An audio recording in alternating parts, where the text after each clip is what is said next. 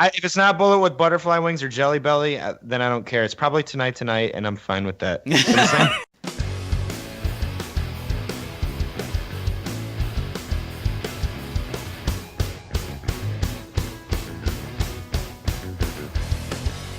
Hi, I'm Steve, the bassist from Lipstick. And hi, I'm Greg. I'm the lead singer for Lipstick. And today we are talking about their magnum opus, what many would probably consider their peak, Mellon Collie and the Infinite Sadness. Who's magnum opus, Steve? It's true. I forgot to describe my pronouns. You're just going to have to figure it out. It's a mystery. That title that you clicked on. We're talking about Smashing Pumpkins. Man, this is why we don't have you do most of the intros. We don't have you do the intros because you undermine me every time, Greg. Right. I mean, I was going to say... It was a good intro until then. It was a good intro, I thought. Yeah. It was good. You know guys what? are both quality. I'll give you a B, a solid B on that one, Steve. You're getting better. Getting better all the time. Hooray. B for better. Today we have exactly. with us Kienan Dietrich from Sarah and the Safe Word, whose name I'm going to continue to mispronounce every time. And yes, Bobby... Thank you, Stephen Smith. You're right. There we go. And Bobby Consiglio. Bobby Consiglio from the amazing rap band Old School, and also played drums for Lipstick. So welcome, Bob. Yeah. Hey. And we've got Steve Edwards will be joining us in just a couple minutes. He's running a little bit behind, but we'll edit him in nice and smoothly. Yeah. Oh, hi, Steve. Hey, nice to see you. Oh, great to be here, Greg. That's a funny thing you just said, Steve. Jokes. Wow, Steve. Why do you smell like Steve? Why do you smell like Greg's hand? Okay. You guys can smell through Skype? Yeah, they just updated things. It's a bunch of new downloads. It's an S9 Plus thing. Sorry, man. The update takes forever, though. It's like an hour and a half. It's a pain in the ass. I don't know if it's worth it. You know, for an older millennial, an hour and a half isn't really that long. I remember back in my day, it took an hour and a half to download an MP3. You know how long it took to download AOL? Do you know how long it took to download all those Metallica albums off of Napster? Yeah. I was afraid to do that, man. Yeah, though Metallica will catch you. Anyway, so as is our usual wont, we like to go around the panel and ask everybody their history with the band and this album in particular. I don't think we've had you for a Pumpkins episode yet, Bobby, so how about you go first? Me? Yeah. All right. Well, okay. So in 1995, I was in 8th grade, maybe going to 8th or 9th. So this was like, okay, so 1994 happened, Green Day, Weezer, all this thing, Kurt Cobain dies, and I'm like, hitting puberty, like right now. And this is all very important that these things are happening. Well, it's all happening, but I'm like barely even on the radar of paying attention to any of this shit. And I'm all coming like, I'm like waking up and it's like, what's all this? And it's all happening like already, you know? And I'm like, oh my God, what is this shit? So I'm like completely immersed in all this. And Mellon Collie comes out and it's a double album. And there's just something about this album that's to me, it's an epitome of the time period, but it's also so much of an outlier from the rest of the stuff at the same time. And I think it's kind of like what we were talking about before the show. There's however many, 26 songs on here or something, and no one's going to agree on the top 10. Mm-hmm. And there's so many like arrangements that just go into nowhere. I've said before that I've probably actually listened to this actual CD. I put this CD into a CD player well over 200 times, I'm sure. And I don't think I've ever once listened to this album. Even after doing this assessment, I'm telling you right now, I did not listen to every second of the album. I've never listened to every second of this album, and I probably never will listen to every second of this album because it's freaking long. Okay, and there's a lot of stuff that just keeps on going. So to me, like, and especially for me at the time, I was like super into like radio hits and, you know, hooks, and so I used to skip around to my top 10 songs on this album, so I'll leave it there and let somebody else go. Keenan? Yeah, so just general history with the record. This was the first Smashing Pumpkins album I encountered in my life. I said on Pisces is Scary at that episode that was the first one I actually like had on my own. This was the first one I encountered in the wild. And I just remember looking at the liner notes and had these really cool shots of the band in like the desert or something. And Billy was wearing the Zero shirt. And so I got to admit, I was the exact opposite. I listened to every second of this record, even Porcelina of the Vast Oceans, where I would fall asleep in the middle because it's a bad song. But, I loved listening to it when I was a kid, and I knew every second. This is one of those records where, like, way back in the day, back when you didn't have a phone or a cell phone or anything. So I would like sit in class, and one of the things I would do to like stay entertained was like write out track lists from albums that I wish I would be listening to instead of being in algebra. And I would always write out the track list of this one because it was 28 songs, and I'd be like, oh man, I remembered every single order of these 28 songs. Holy shit, that's so cool. I was really into this, and obviously as I've grown older, I start to see the cracks. I start to realize Billy's ambitions kind of overshot his ability, and especially with the B-sides collection that comes from this record, you can see that some of the songs they chose on this record were definitely because they were quirky and not necessarily because they were good. They wanted to show off. They wanted to say, everyone who said, wow, the next record is going to be a double album, they wanted to be like, yeah, see, we can write 1920 style ballads. We can write little new wave, shitty, early mid 90s electronica, and man, maybe they just fucking shouldn't have, this record, everyone says this record would be a fantastic 13 song record. It is an okay 28 song record. That is all. So yeah. Recording? Yeah. Wow. I like that you mentioned that you would spend algebra class writing out track lists and thinking of this album, because this is the one where they debuted that SP Heart logo, right? So right about that time, they were like, specifically, our target audience is bored high school students who are going to doodle this in the margins. Yeah. The heart logo popped up on Dream, actually. Pretty sure. But still, I mean, this is where they went from like cute and flowery to a little more metal. This is where they started like mixing in the goth, like where the 10% goth started to sort of like overturn the psychedelic. 10% goth, 15% skill, 20%. So place them in the scene. Place them in the scene with what else is going on at the time. So, okay, 1994, middle of 94, Green Day drops Dookie, and you guys already did that. But that was the biggest thing that was like, there was a lot of stuff going on. Weezer Blue album came out, Stone Temple Pilots, Pearl Jam Versus came out. Like there was like all this, like it was Nine Inch Nails, like all this stuff happening. So then Smashing Pumpkins comes in, and I almost feel like listening to this now that some of all this arranging and all these weird songs was trying to like make them differentiate from Green Day. They didn't want to be like, oh, they're the next Green Day, like a Blink-182 or whatever you want to say. They wanted to be more like three-dimensional or dynamic, and they didn't want to get put into that category. Because if they would have started the album off with Jelly Belly, which is what I would have done, to me, the album almost starts with Jelly Belly. It's like, okay, now the real album starts. That's what I used to think as a kid, because I thought Tonight was a joke. It's just like a joke that goes on for 8 minutes. It's like a piano recital. Bob, I will come to Cleveland and fight you. Yeah, that's. When I was a 7th grade kid, impressionable, I didn't know what the fuck anything was. So I'm like, you're looking at Smashing Pumpkins. What's this? And what you think of Smashing Pumpkins in your mind before you ever hear it is like the song. What's that song on the album? Bullet with Butterfly Wings. Or one of those, Tales of a Scorched Earth. That's what you think Smashing Pumpkins is supposed to sound like, and then you put it on, and it's like a piano recital. All right, so I'm gonna jump in here with my history with the Pumpkins next, and then we'll let Steve and Steve close out with the Steves. So I thought this band sucked for many, many years. I did not like the music of the 90s because I thought it was all depressing and boring and not super catchy for the most part. And I mean, depressing, yes. Yes, depressing. I was wrong about the catchiness, so I'll give for some of the bands.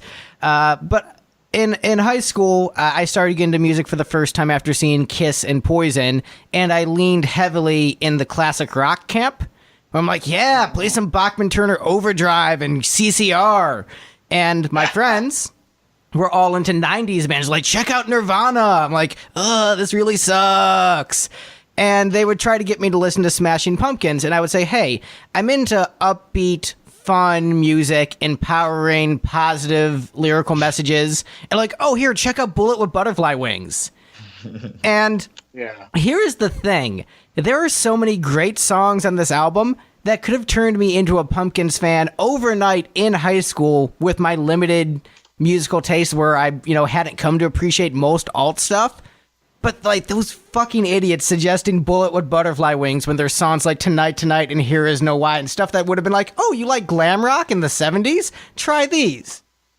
There's a lot of stuff on this album that can appeal to a lot of different musical tastes. And so I like this album a lot, particularly the stuff you probably don't like, the weird piano stuff and the more whimsical stuff. That is what I'm all about. The rock songs on this album are pretty much all ranked towards the bottom for me with a couple exceptions. But overall, it's a great album. I absolutely adore it, and it's probably my favorite Pumpkins record at this point in the podcast.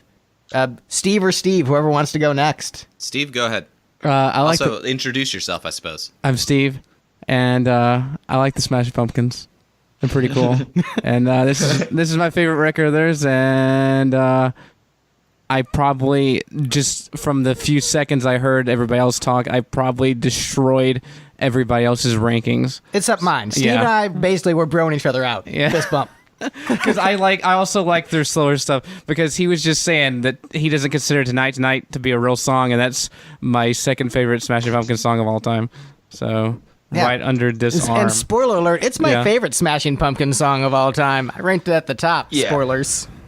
I just want to say that I agree with you guys, and that was what I thought as a kid. Okay, when I didn't, know what I was talking about. The difference between a boy and a man is a boy's like, Tonight isn't very good, and a man's like, nah, it's a great song. Right, we're all too old it's to like rank the best song ever. I guess I was always a man then, because that was, Damn straight. Or like, never Keenan a came man. out of the womb with a beard and an axe, like I'm a slave for Valhalla.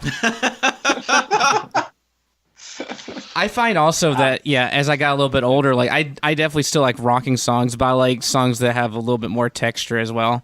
So that kind of influences my decision on that. Because this is the first time, this is like fourth or fifth podcast with these guys, and this is my first time ever going through an album that I've listened to a bunch of times and be like, oh, actually, let me rank it. It's kind of a weird process.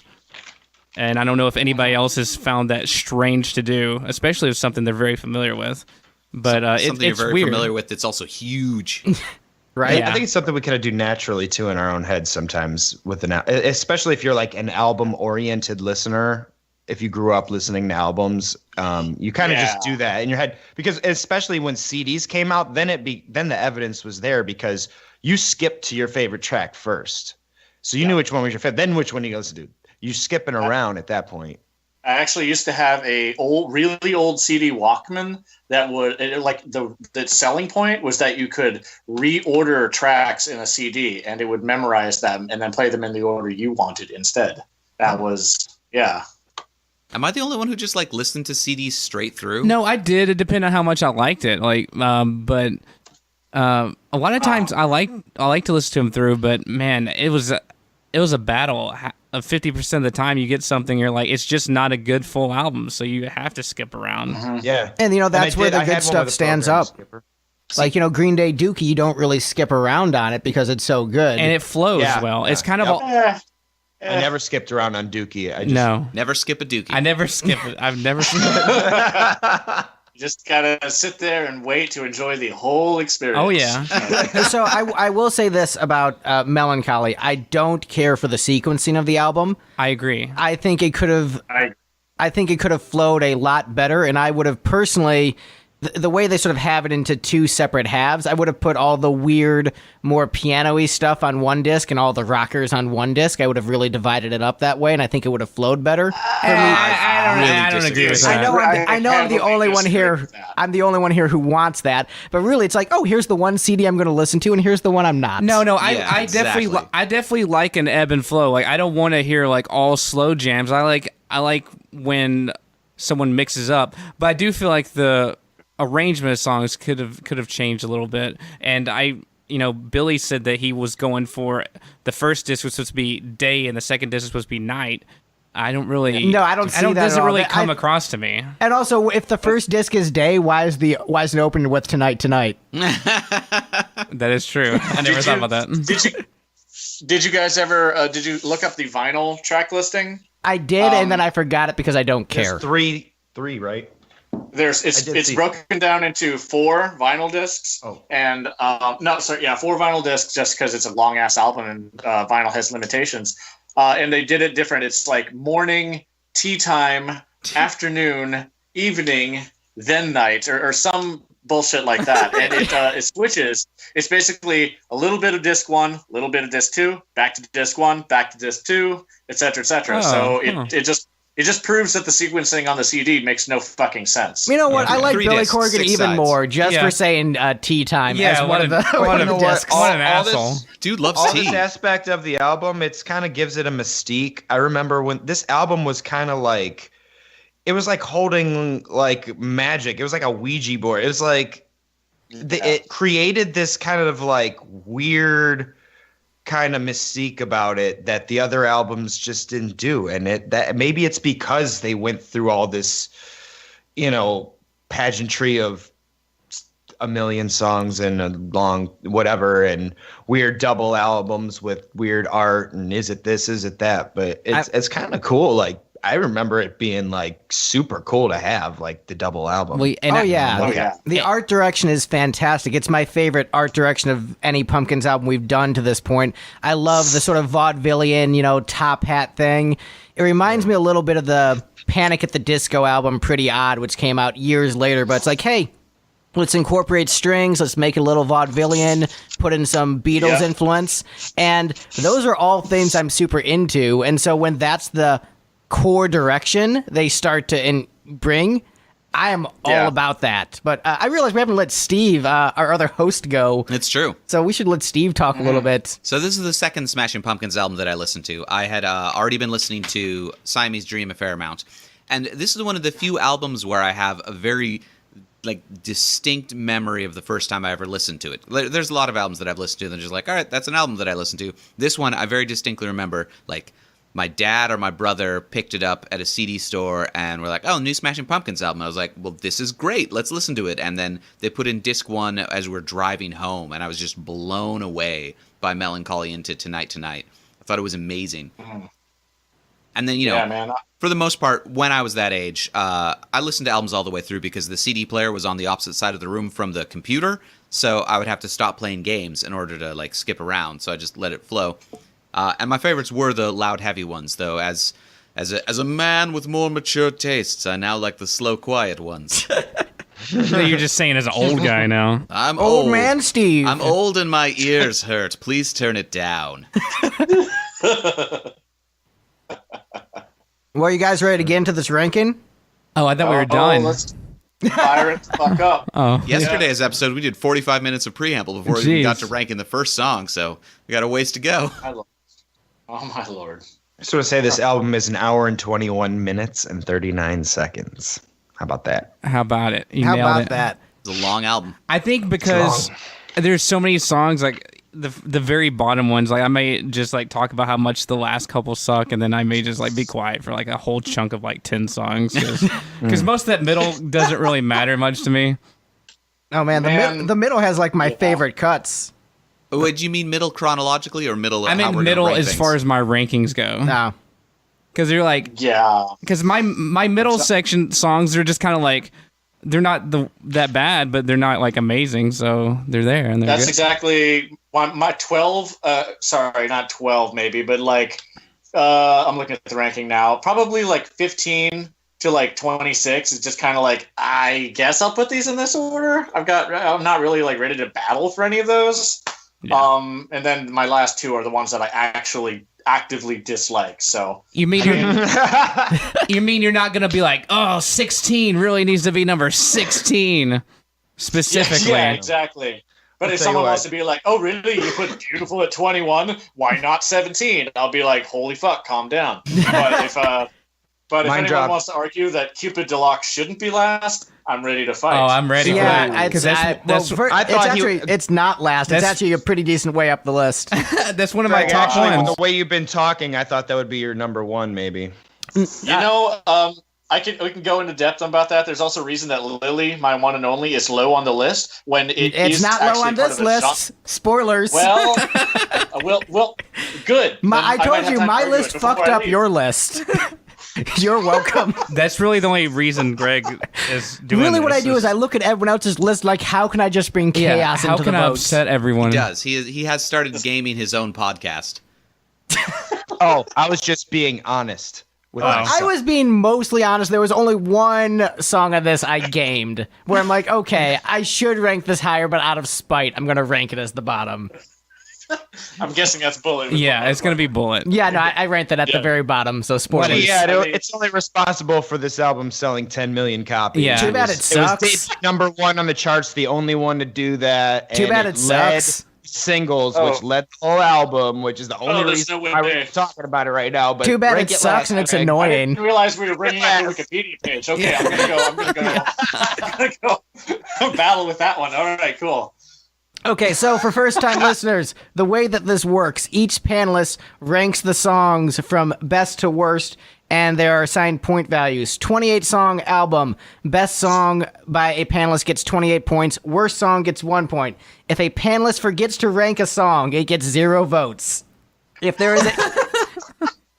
is a tie, whichever one in the tiebreaker got the most hate of the bunch, aka the most low votes, that one loses the tie. And according to the panel, the least best song on this album, James E. Haas' Take Me Down. Oh, come on. Hey! I did not vote it at the bottom. Oh, come on. Steve, you're the one who put it in your top 12? I think I did put it in my top 12. So everybody else put it in their bottom 10. It is so bad. It's still good. I mean, I'm a classic rock guy. It's actually my number 12, so yeah. If any other band, this song would have never made this album. This is fine. I'm really fine with it. This was Billy tossing James a bone, which is really insulting because the two songs on the B-Sides collection that James wrote are like both infinitely better than this one. Makes no fucking sense. I think it's Bells, at least.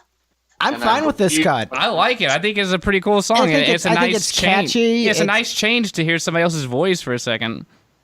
I mean, I share a lot of the same musical influences as James E. Haas, so I get where he's coming from. And so because I listen to a lot of the same stuff he does, it makes sense in my mind, this song. And it is lower on my list, but I still like it a lot. It's just not as good as some of the other stuff on the album. But I still think it's a good song. I think everybody's wrong. They're just the worst kind of person. Yeah. I always hated this song as a kid. As I've grown, I've started to recognize that the melody's pretty good, but it's just like seemed really boring to me when I was young. I mean, it's pretty boring, but a lot of the songs on here are boring. I don't like the way the vocals are done. It just doesn't seem like, I don't know what it's supposed to be. I don't even know what it's supposed to be. And to be honest, this is the first time I think I've ever heard it. I've probably just completely skipped over it every other time I've ever listened to this album. Well, it's the end of disc 1, so if you're like not feeling it and you know it's the end of the disc, you're like, all right, well, I guess this disc is over. Well, the thing is, the next one it's very much like a Badfinger song. So if you're into Badfinger like I am, you're like, yeah, I can jam to this. I'm enjoying this little power pop ditty. I guess I've never listened to Badfinger because doesn't make any sense. Fans of Badfinger, no matter what includes Paul McCartney, Greg apparently, and James E. Badfinger is a fantastic band, sir. They have amazing, great singles. Without You is one of the saddest songs I've ever heard in my entire life, sir. Fantastic band. Good day to you, sir. The only reason people have heard of Badfinger is because Paul McCartney signed them to fucking Apple record, so that's why. The only reason the only reason people heard of a band is because of a record deal. No way, that never happens. I know them because of that song. They had like 2 hits, kind of. So the only reason they're popular is because a universally beloved musician said they were good. Yeah, and helped them, write their first single and get them on their feet, and then they had a series of hits over the course of a decade. Oh, I forgot this was a Badfinger podcast. Okay. So it's kind of like the record industry getting built at the time because there was nothing that there was, in the 90s and whatnot for everybody. All right, so I'm just going to... What does this have to do with Take Me Down? I'm going to transition from this. Badfinger's a great band if you actually listen to them. Take Me Down's a great song. Moving on. Okay. Next up on the list, Tales of a Scorched Earth, a.k.a. a steaming pile of shit. It is pretty shit. Yes. I don't disagree. I really don't disagree. It is. It's pretty awful. Okay. Tales of the Scorched Earth. Okay, so the song sucks, but to me, it was my first exposure. I know there's like first exposure to tiny little child Keenan of, ooh, he's screaming instead of singing. That's cool. I didn't know you could do that. So to me, it blew my completely ignorant mind. It's cool. I didn't listen to hardcore. It's cool if you do it well. I'm going to be honest. Actually, I don't think the song's that bad. It's mainly that vocal effect is just too much. Yeah, the vocal effect is what ruins the song completely. It's 100%. It's actually pretty good. It's the mixing that really I don't like. He's going for that super lo-fi thing, but it's so lo-fi that it's not pleasant and not cool at that point. It's just like, all right, this is just bad. Yeah. But it's not a poorly written song, but that vocal effect. And also, it would have fit in well on Gish, so that's why I also dotted some points. Jeez, all right, hold on. If they were making the most beautiful sounding sounds on this record, that they had to make the most. I'm gonna chuck it at a chicken chaser. Greg's not allowed to say Gish, or we hit him with a chair. Yeah, I have so many bumps on my head. Okay. All right. That was my idea. I take credit for that. My notes on this one just say 90s apocalyptic rock is good. Greg is wrong. Look, it's not a bad song, just it's a really shitty vocal effect that ruins it. It's supposed to make you feel like it's a really shitty local you're in the middle band. of a nuclear war. And it's just boring. I mean, because to me the second disc, it's supposed to be like, this sucks. That's what you're supposed to feel. It does suck. Like, yeah, he got it. Like he nailed it. Complete opposite sound. It's the complete opposite sound from all the beautiful sounding stuff on the record. But here's the thing. We have to make the most abrasive sound and put it all on one record. But here's the trick. You can have an abrasive vocal effect, but it's too abrasive. Make it just a hair less abrasive, and then it's cool. It's just it crosses that border from cool into just, all right, that's just annoying. I find this weird. Like, if I were to pick the most abrasive song on this album, it's Love. Yeah. Love is. Oh, this is. See, I love Love. Really? I think that's a great song. I ranked Love higher than this one, but I ranked Love lower than this one. Actually, Love is a piece of crap too. All right, we're gonna. Steve, I'm sorry. You and I were buds for a little bit. Now we have to be I have bitter no friends enemies. in this world. You have no friends on the lipstick pen. Itself, and though, like, I'm just listening to it objectively now. I never listened to it before, but yeah, I ranked Love up there pretty high because I think as like a pop song, it's pretty solid. Well, we'll get to Love when we get to it. Any other comments about this piece of shit? Nah, get rid of it. Yeah, okay. Moving on. Fuck it. See you, Tokyo, bitch. Why do I always miss that one? All right, I'm done talking about this crappy song. All right, there you go. That's the best drop you have. All right, next up on the list, In the Arms of Sleep. Aw, come on, guys. I didn't rank it that low, so mine's pretty. It's in the middle for me. yeah, I this is put this middle. one exactly third to last. Yeah, so he fuck did you, it. Steve. I mean, But it's pretty. It's pretty. I like pretty songs. Here, spoiler alert: the pretty ones are the ones I ranked at the top. so this is the threshold for me. This is the ones from this point onward. This is my third to bottom song. There are no more bad songs. Like the ones that I ranked bottom, Take Me Down, I didn't like as a kid. I can appreciate it now. The one I ranked at the very bottom, I just have never liked. I've always thought it was a disappointment and pointless.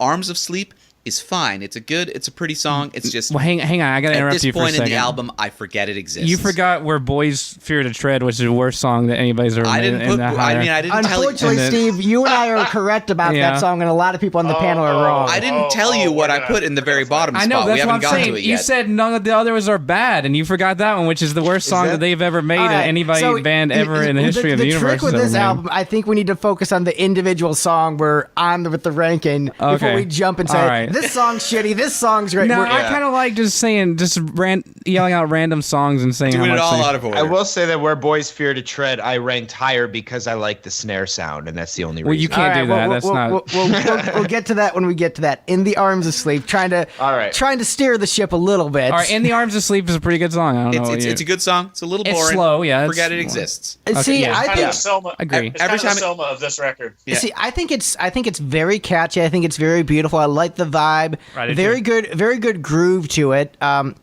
Reminds me of some of the stuff on Pisces, like the vibe of how mellow it is. But I think it works. Good melody, good lyrics. I think overall the band really stepped up their game for this album, and I think this is a great song. If I was eliminating songs from this album, this would definitely not be one of them. Agreed. Yeah, it's fine. I thought it was boring, and I got kind of like lost listening to it. I'm like, all right, it's not the worst song on the album, but I'm it's whatever. So. All right. Well, next up on the list, we have one of two songs that got 0 votes because someone forgot to rank them. And so we have an Ode to No One next on the list. Oh, come on. That's pretty good. Who forgot to do Ode to No One? Bob. Bob. I did? Yep. So it must have not been too exciting. And as the rule we established in the first episode, if it's not important enough to rank, it's not important enough to get a vote. Yeah, I would have put it in the middle anyway. So it is a middle song. Yeah. I put this mid-low. This is one of the... There's a couple spots on this album where sequencing, I feel, really hurts songs. Ode to No One is one of the few that really benefits from sequencing. Because right after To Forgive, they needed to do a heavy song. So it needed to be anything heavy, and Ode to No One is probably the weakest heavy song on this album. See, I think it's one of the better heavy songs. Yeah, I'm gonna agree with Steve and say Steve's a piece of shit. Yeah, Steve sucks. Yeah, but Steve is great. How dare you, Steve? It actually has one of the most intense vocal parts where he kind of gets a little screamy, but it's not like the whole time like the other shitty song we were talking about. Yeah, no, it has really good dynamic tension and build, good melody, and you feel tense while listening to it, but also excited. It has a lot of momentum. I jot down notes. I write down like the main vocal hook, especially for Smashing Pumpkins.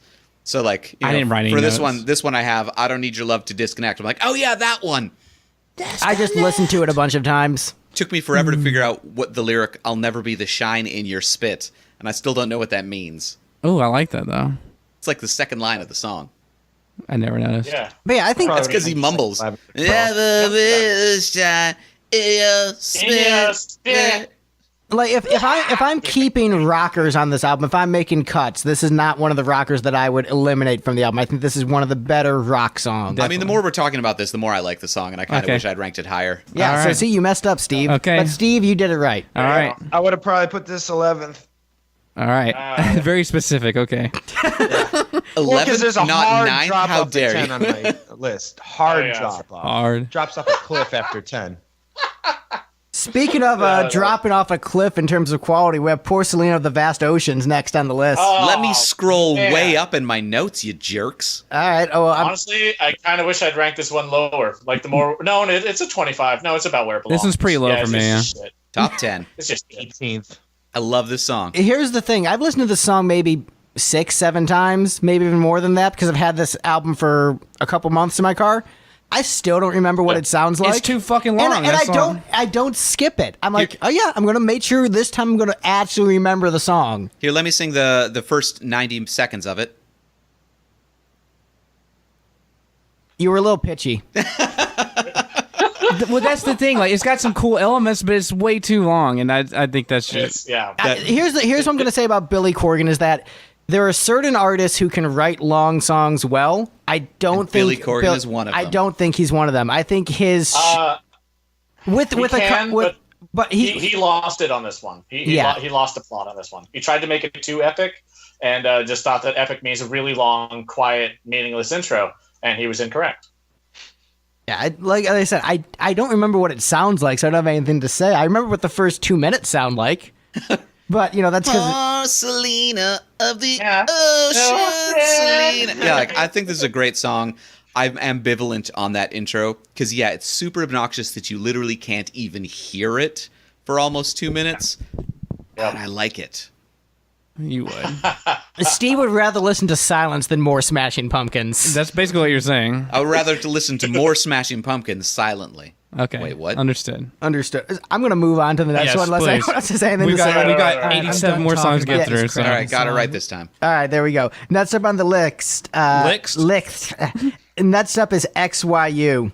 Yeah, this one's not. This one's pretty shitty also. Yeah. It's like at the bottom of my list. It's pretty bottom. I was about to say, I don't see how you can think Where Boys Fear to Tread is terrible and not think that XYU somehow out terribles it, because to me, it's not even nearly as terrible. Yeah, it's just so bland. It does everything that song does, even worse. Like the thing about this album is, I think the Pumpkins really shined when they experimented outside of the rock box, where the last album, Siamese, had really great rock songs. And so, when comparing this to Siamese, it's, I have very different emotions because, with Siamese, if I want to just rock and kick ass while listening to the Pumpkins, I'm going to put that on. But if I want just good songs, I'm going to go with Mellon Collie. Well, I can give you a reason. XYU grooves a little bit more toward the end. It has the slow down part, and there's a little bit more intensity to it. That's the reason why I think it's just a little bit better. That's probably why I do like the slowdown. I do like the slowdown, but then he ruins it with the whole jackal thing.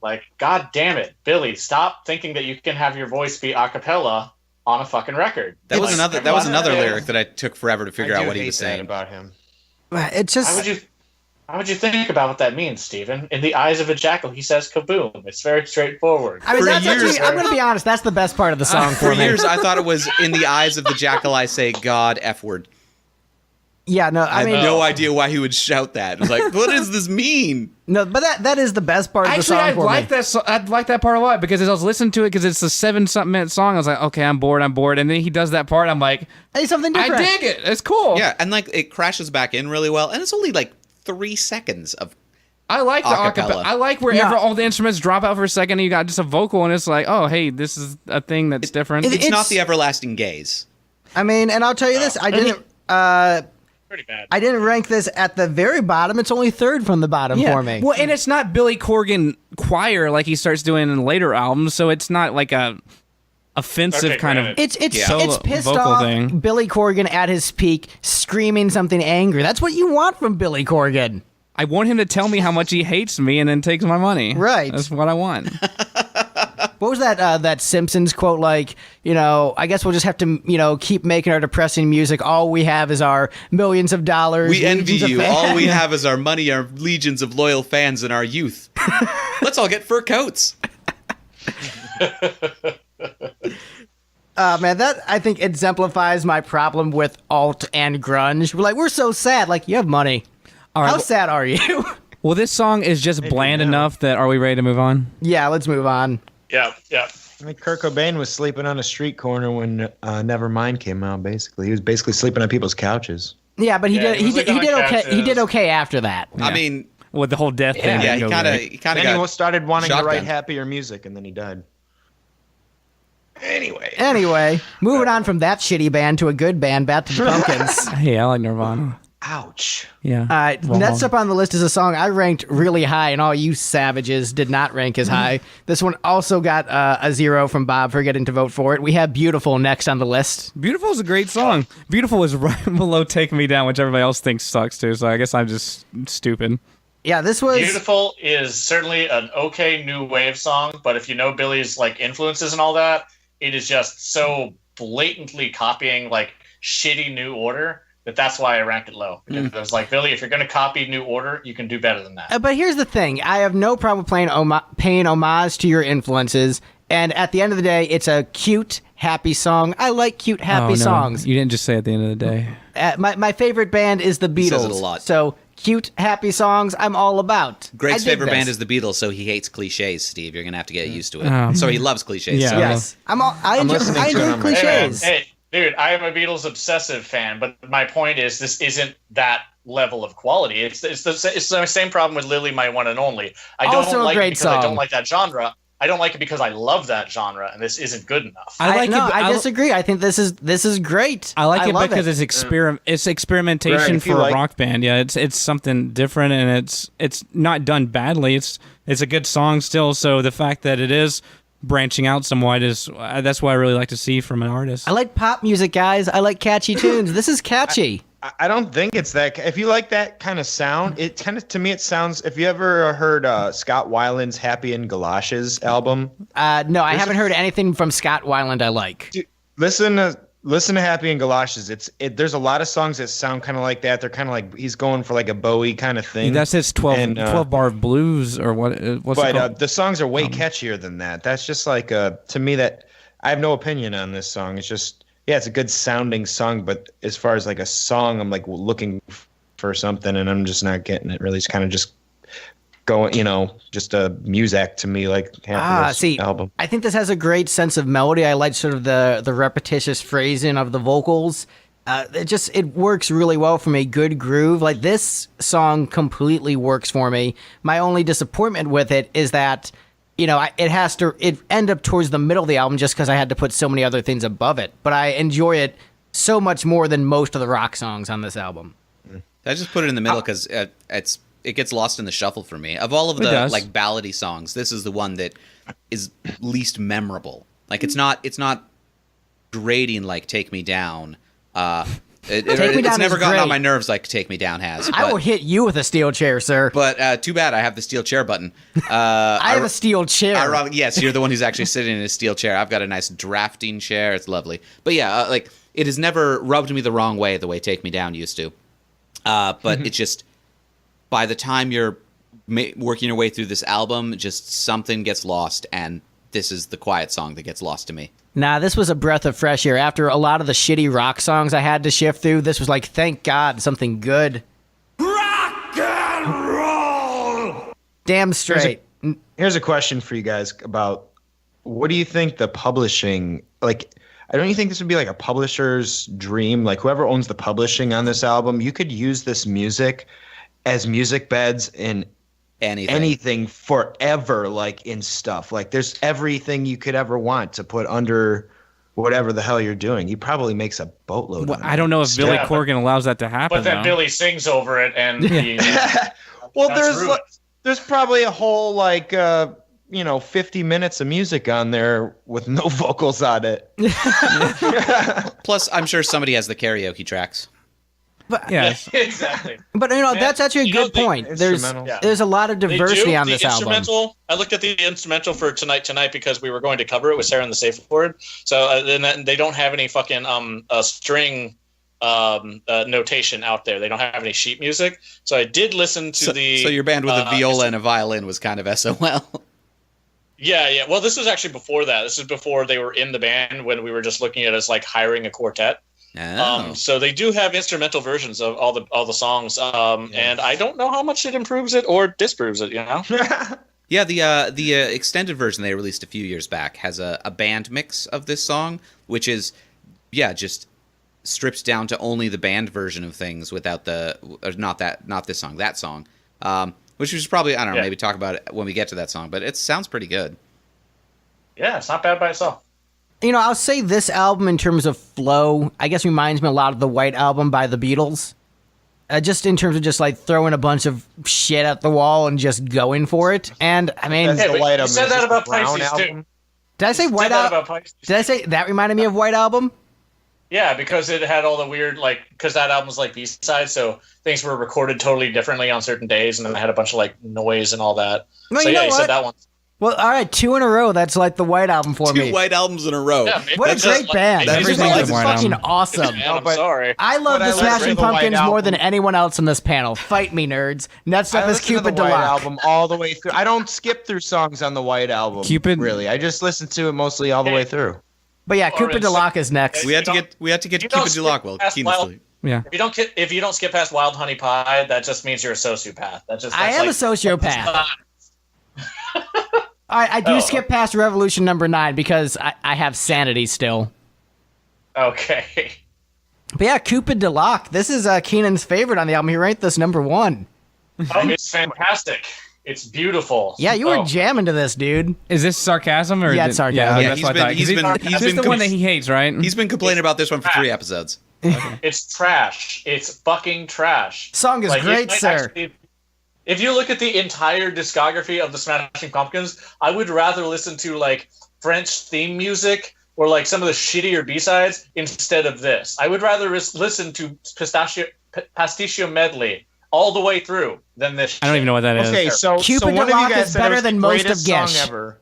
Wait, what do we have going on here? Is one of you is saying it's the greatest song ever, and one is saying it's trash, and I ranked it right in the middle. I really like it a lot too. Greg is trolling. Convince me one way or the other. I mean, I'm mildly trolling. I ranked it in the middle, but I mean, it's pretty solid. To me, it's in the middle. Yeah, it's not bad. It's the only problem with it is it has the same sound. There's no arrangement change really for the whole thing. So actually, that is a point I want to bring up. I heard a different mix of this song, which it actually made it much more dynamic. So it was the exact same parts played, but they just adjusted the mix where there seemed to be more dynamics. Everything's kind of going in and out a little bit better. And so I think that's sort of the problem, is that the mix on the album version isn't very good. And I still liked it because I liked all the individual parts, but hearing that alternate mix made me realize it was a good song that was just mixed a little bit poorly. I don't think that's the mix to blame. I think that's the song arrangement to blame. That's that everything is just sort of playing the whole time and there's nothing changing in it. Yeah, like the harp riff needs to change a little bit. It gets boring. Like pretty much my same criticism of most of this album is it's like, wow, that's a cool sound. Next. You know? Yeah. Well, the thing is, like, this also is kind of music that I would listen to on my own, this style. Like, this sounds like something from the Final Fantasy 13 soundtrack. Like, oh, you're in a new area. Here's the background music for the area. I'm like, I like this forest. This is fun. So, proposed alternate mix of Cupid the Lock? Oh, man, it sounds great. I'm jamming. Cupid has pulled back his sweetheart's bow. Hell yeah, brother. Hell yeah. That's public domain, right? Nope. It is now. That's the only drop we're willing to risk. Several times an episode. So I sort of view this song as a good platonic ideal of the ballad in my mind. Like the alt rock ballad it's buried deep in the disc. It's right after a heavy song. It completely changes the instrumentation. It's just like way into the deep cuts. It's a sudden hard pivot into left field. And I think that's the way that it should be done, and I like it in a way that my bottom song does many of these same things much more badly. You know, I think with this one, the individual parts are better than the whole of it for me. Agreed. So, I mean, like, I can think of isolated instrument playing bits and isolated vocal lines I really like. And as a complete piece, album version with that, mix and then with less dynamics doesn't work for me as much. But each of those little bits are so good, I had to rank it in the middle. Okay. I can see that. All right, but next up is a steaming pile of shit where boys fear to tread. Okay, worst What a song. fucking awful Great song. snare drum sound, though. Who gives a shit what the snare sounds like when the whole song is shit? All right, so here's the thing. If I wanted to hear a band, like, play really shittily, like, at the start of a practice session, I would just, go to practice, where everyone's playing different things and, like, not cohesive together. Like, that was just... What a shitty way to start off the second worst disc. album opener anybody could ever create. It's like, hey, look, we're all like getting ready to jam, and like we're all jamming in different directions, and no one's cohesive. Like, oh, that's really annoying. I've heard this in real life way too many times. I don't need to hear it as the start to disc 2. Right, that's the only reason you don't like it. No, and the rest of the song is shitty too. Well, it's a big. They are playing honestly, together, but they're not. Honestly, it is a big reason why the song doesn't work, because it is the opening track. Like, I don't understand. It's thankfully for them they put it as the opening track to the Disc second 2. album. If this was the opening of the very album, close, I don't think I would be like, I'm done. I don't care anymore. Yeah, no, this song is... The intro to the song is bad. The rest of the song is still just...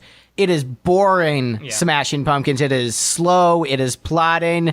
It's mildly catchy, but it comes off as generic compared to a lot of their other stuff. There's nothing distinct about it. It's just, hey, here's the shitty side of the Pumpkins. Yeah, I don't really know any of the B-sides. There's the A-side and there's the shitty side. I don't know many of the B-sides from this album, but I would assume there's got to be a better one than this. I've heard some of the B-sides. I just looked them up on YouTube for fun. All of them are better than this piece of shit. There is not a one that I would not trade for this steaming pile of garbage. The only reason I didn't rank this as my last place song was remembering how much High School Me hated Bullet with Butterfly Wings and ranking that last place out of spite. But that's otherwise... But that's not even right, dude. You're supposed to objectively rank the songs like you've never heard them before. You're supposed to objectively state your subjective experience. Because of course you're not going to want to... If you had to pick one song to listen to right now, you wouldn't pick Bullet with Butterfly Wings, because we've all heard it a billion times. Well, hey, we'll get to that when we get to it. But what I'm saying is this song is shit. It's bad. It is terrible. Just I can't defend anything about it. Smack dab in the middle. It's right in the middle. But it has a good snare sound, I guess. It's got a good snare sound. It probably would have been lower if it didn't have a good snare sound. It's got the Doom rocket. So the drummer on the panel was like, "Hey, I like the snare." Yeah. That's exactly what a snare drum should sound like. I will the say, rocket from Doom? So I can't totally disagree with what all of you said, but I will make a case for one thing. The guitar riff in this that drives the song is boring. Is a really fucking cool, inventive riff. Nope. Boring. Disagree. Fully boring. Disagree. I will disagree. This is great music to fall asleep to. I don't think I could fall asleep well to it. I think there's songs in the album that would be better to fall asleep to than that one. Well, here's the thing. I used to literally fall asleep to In the Arms of Sleep. That seems That's what it's made for. But this song is trying to rock and it's making me fall asleep, and to me that's a pretty big failure. I mean, if it can make you fall asleep in about 3 minutes, it's actually doing pretty well, I think. That's soothing. Yeah, it's very relaxing. When I think of, soothing music, this is the first thing I think of. Music that sucks the life out of me and just makes me disinterested in remaining conscious. Candy come walk. No. Do you guys want to talk about something better than that piece of shit? Can we move on, please? Moving on to something better. Okay. Through the Eyes of Ruby, next on the list. Yeah. Man. Too long. Yeah. Too long, but very beautiful. Yeah. This song should be like half the length. Half the length, but hey, way better. You know what would make this album better? If you took off Where the Boys Fear to Tread and just put Through the Eyes of Ruby twice in a row. I would say this album would be way better. Actually, what they should have done is cut Through the Eyes of Ruby into 2 songs, and then that would have taken one of them would have taken the place of Where the Boys Fear. Oh man. Yeah, you know what? I agree. Yeah. Couldn't agree more. That sounds fantastic. Yeah, much better album now. All right, done. Next. Yeah, I'm good. I'm good with talking about this. Did I have this one in my top 10? 2, 4, You probably 6, did, 8. 'cause you're weird. Yeah, I have this as my number 9. It's what a strange guy. It was towards the bottom for me, but it's still okay. I like this one a lot. The High School Me really loved like the way that Billy sort of vaguely inverted cliches in his lyrics on this one. Mm-hmm. I thought that was very clever. I think it's less clever now, but that's just because I'm old and I've heard all these things a million times now. So yeah, inverting cliches is its own cliche. Right? Exactly. It's especially a 90s cliche. It's right, like we're so half of edgy Chris and Cornell's cool. Lyrics were that. Yeah, you kids get off my lawn. Hey, Keenan, do you want to fight some more? Yeah, what's up? Next up is By Starlight. Fuck you. Yeah, that's where did I put that? I put that pretty. I put that. About I love number that song. 10. It's great. It's I put that amazing. It's beautiful. It's catchy. Do you also talk to people about how good this water tastes? Like, no, man, this water is totally delicious. It's totally different from other water. I love water. Water's fantastic. No, this song. Water's water, man. You know what's boring ass? Where neutral. Boys Fear to Tread is boring ass. At least this one, I can sing along to it and have a good time. It's romantic. It's pretty. And I like it. You can sing along to Mary Had a Little Lamb and have a good time. Mary Had a Little Lamb is much better than that piece of shit Where Boys Fear to Tread. I would rather have that on this album than Where Boys Fear to Tread. I ranked this one below Where Boys Fear to Tread, in fact. Oh, fuck you, Steve. 1, 2, 3, 4, 5 Which is below, right 19. in the middle. Like I Just so dull, man. I like this one. I think that this is one of the. It has the. It's very smooth. It's laid back, but it also has a little bit of rocking guitars to it. So that bridge is great. It's a little cooler than some of the other slower ones we've already talked about. So I don't really. Yeah. I think this one is good. Okay.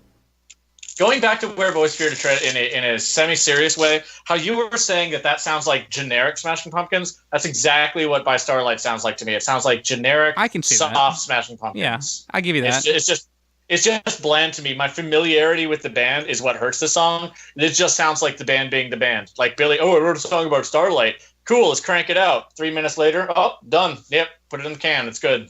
I wrote a song about various celestial bodies, I like the idea that it would take 3 minutes to crank this song out. It's what, like 5-6 minutes long? They wrote a 6-minute song in 3 minutes. It feels much longer than it really is, though. But here's the thing, is with this album and the way I perceive it and want to perceive it, I like the more, celestial lyric direction and that, that very beautiful, the beautiful melodies. Like, that's what I want from this record, and this is a song that shines for it. Like I said, I like the ballads on this album. We haven't talked. I like the ballads too. It's just that they have better ballads. So this one just stands as being dull. All right, so here's the thing. I think there are better ballads on the album, but this is still a great ballad and just one of the greatest songs ever written. It's just surrounded by better material, but it's still very good. Like, you're surrounded by A+ songs. One of the A+ songs is going to rank lower than the other A+ songs, but they're still great. Or if it's an A-, it's still an A, man. I mean, that's okay too. So A's get to grays. Or you have a complete failure of a song like The Boys Fear to Tread. Yeah, that steaming pile of shit. Would you say that Steven pile of shit Yeah, who that has bad Steven opinions pile on of Boys Fear to Tread? Yeah, you're right, Greg. That's Steven Pile of Smith. No, Steven Pile of Edwards.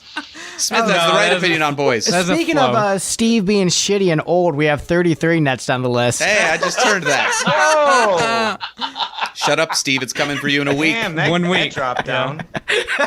Oh man, this song's just okay. This is really one of the songs where I just had to find a place for it on the list. Yeah, it's same. just like it's definitely a song. Yep, cool. Yeah, it sure It is was a a song. single. It It's was true, the it last is. single. Was it I really? have no Yeah. idea why. But I think they It were really- just trying to be like, this is the closest to Tonight. It's like Tonight Light. So. Tonight's no, the Light. it's because 33 was the first song Billy wrote for this album, right after Signing Me His Dream. So he had an emotional attachment to the song, and by the time it came to release the 5th single, they were just like, what song? And he had his choice then. So he just chose this That's one, a terrible choice of emotionally. a single. Yeah. So he wrote But I think that, it's a great he wrote song, Tonight, though. Tonight, it was better. So Yeah, he was Yeah. 34 by the time he wrote Tonight. he was like, this is pretty good, but I think I could write a better one. And then he did. Billy was really into like repeating numbers. Like 33 was like his magic number. Like we all have like a number that like through confirmation bias or whatever we think shows up in our lives more often than not. And 33 was one of his. Well, I ranked it 9th, and that's in the top 10. And like I said, hard drop off after 10. But if it's in the top 10, I think it's a good song. My problem with this song is that repeated melody that wow wow wow wow. I don't even remember what instruments played on, but that just goes out throughout the entire song, and it drives me insane. I'm like, please just stop doing that melody at some point. Just stop. It's just too much. They do stop playing that melody after about 3.5 minutes. Yeah. Right. I'm a sucker for the ballads on this album. I like it. like 3 minutes and 33 seconds, maybe. Yeah. Oh, It's not a ballad. I don't think That's a rock song. 33. Yeah, this is a mid-tempo. No, No, I'm 30 thinking 4 minutes and 33 33 is seconds. Well, not this is performance. kind of it's a more mellow rock song. I don't really consider this one. This one's like it's on this that is not edge. a rock song. This is not a rock song. I consider this on the edge. I was making references to John Cage. Oh, okay. John Cage. Yeah, 3 From minutes Mortal and 33 Kombat? seconds. Yes. Oh, Johnny Cage, the composer who Yeah. briefly appeared in Mortal Kombat. okay, cool. All right, so Steve, talk about 33 for a second, since this is your song now, old man. I mean, it's fine. It's probably the weakest of the singles, but it's I've got it right in the same block of songs with By Starlight and Where the Boys Fear to Tread. I like this one a lot. It's not my favorite, but it's not so unmemorable that I lose it in the shuffle like a couple others. This is a good song that adds to the overall album as its giant, massive gestalt of epic greatness. Yeah. I will add too that I knew this song, and I was actually like, like I said, like hitting puberty and all that stuff happening when it was coming out. I was experiencing the release of this album and everything. So I'm kind of looking at it. I still have kind of like some nostalgia for it, so it gets higher, maybe on the list for me. But you're like, still, I'm 12 years old. I really appreciate being 30. Well, I remember it was around. It's a song that was on the radio. You're hearing it while you're going about your life, so it's kind of there. So you have those feelings. I don't think this song's actually about being 30 though, because he wasn't even 30 when he was still in his 20s when this album came out. So I thought this song was about turning 33. No. What? He was like 26 or 7 or something when this album came out. Where did I hear that? Younger, a little younger actually. No, man, 33. Like I said, it's about his magic number. It's got nothing to do with age. Yeah, Steve is very much into Jesus, so he doesn't ever think about magic numbers being a thing. Right, magic numbers totally aren't a thing in Christianity, even a little bit. No. I bet you could rack your brains for like seconds and not even think of 5. I can't think of any magic numbers in Christianity. I heard Friday the 13th was because of the disciples and the whole last stuff. No, it's mainly because of Chris Jericho. 666. Okay. All right, so next up on the list, we have Love.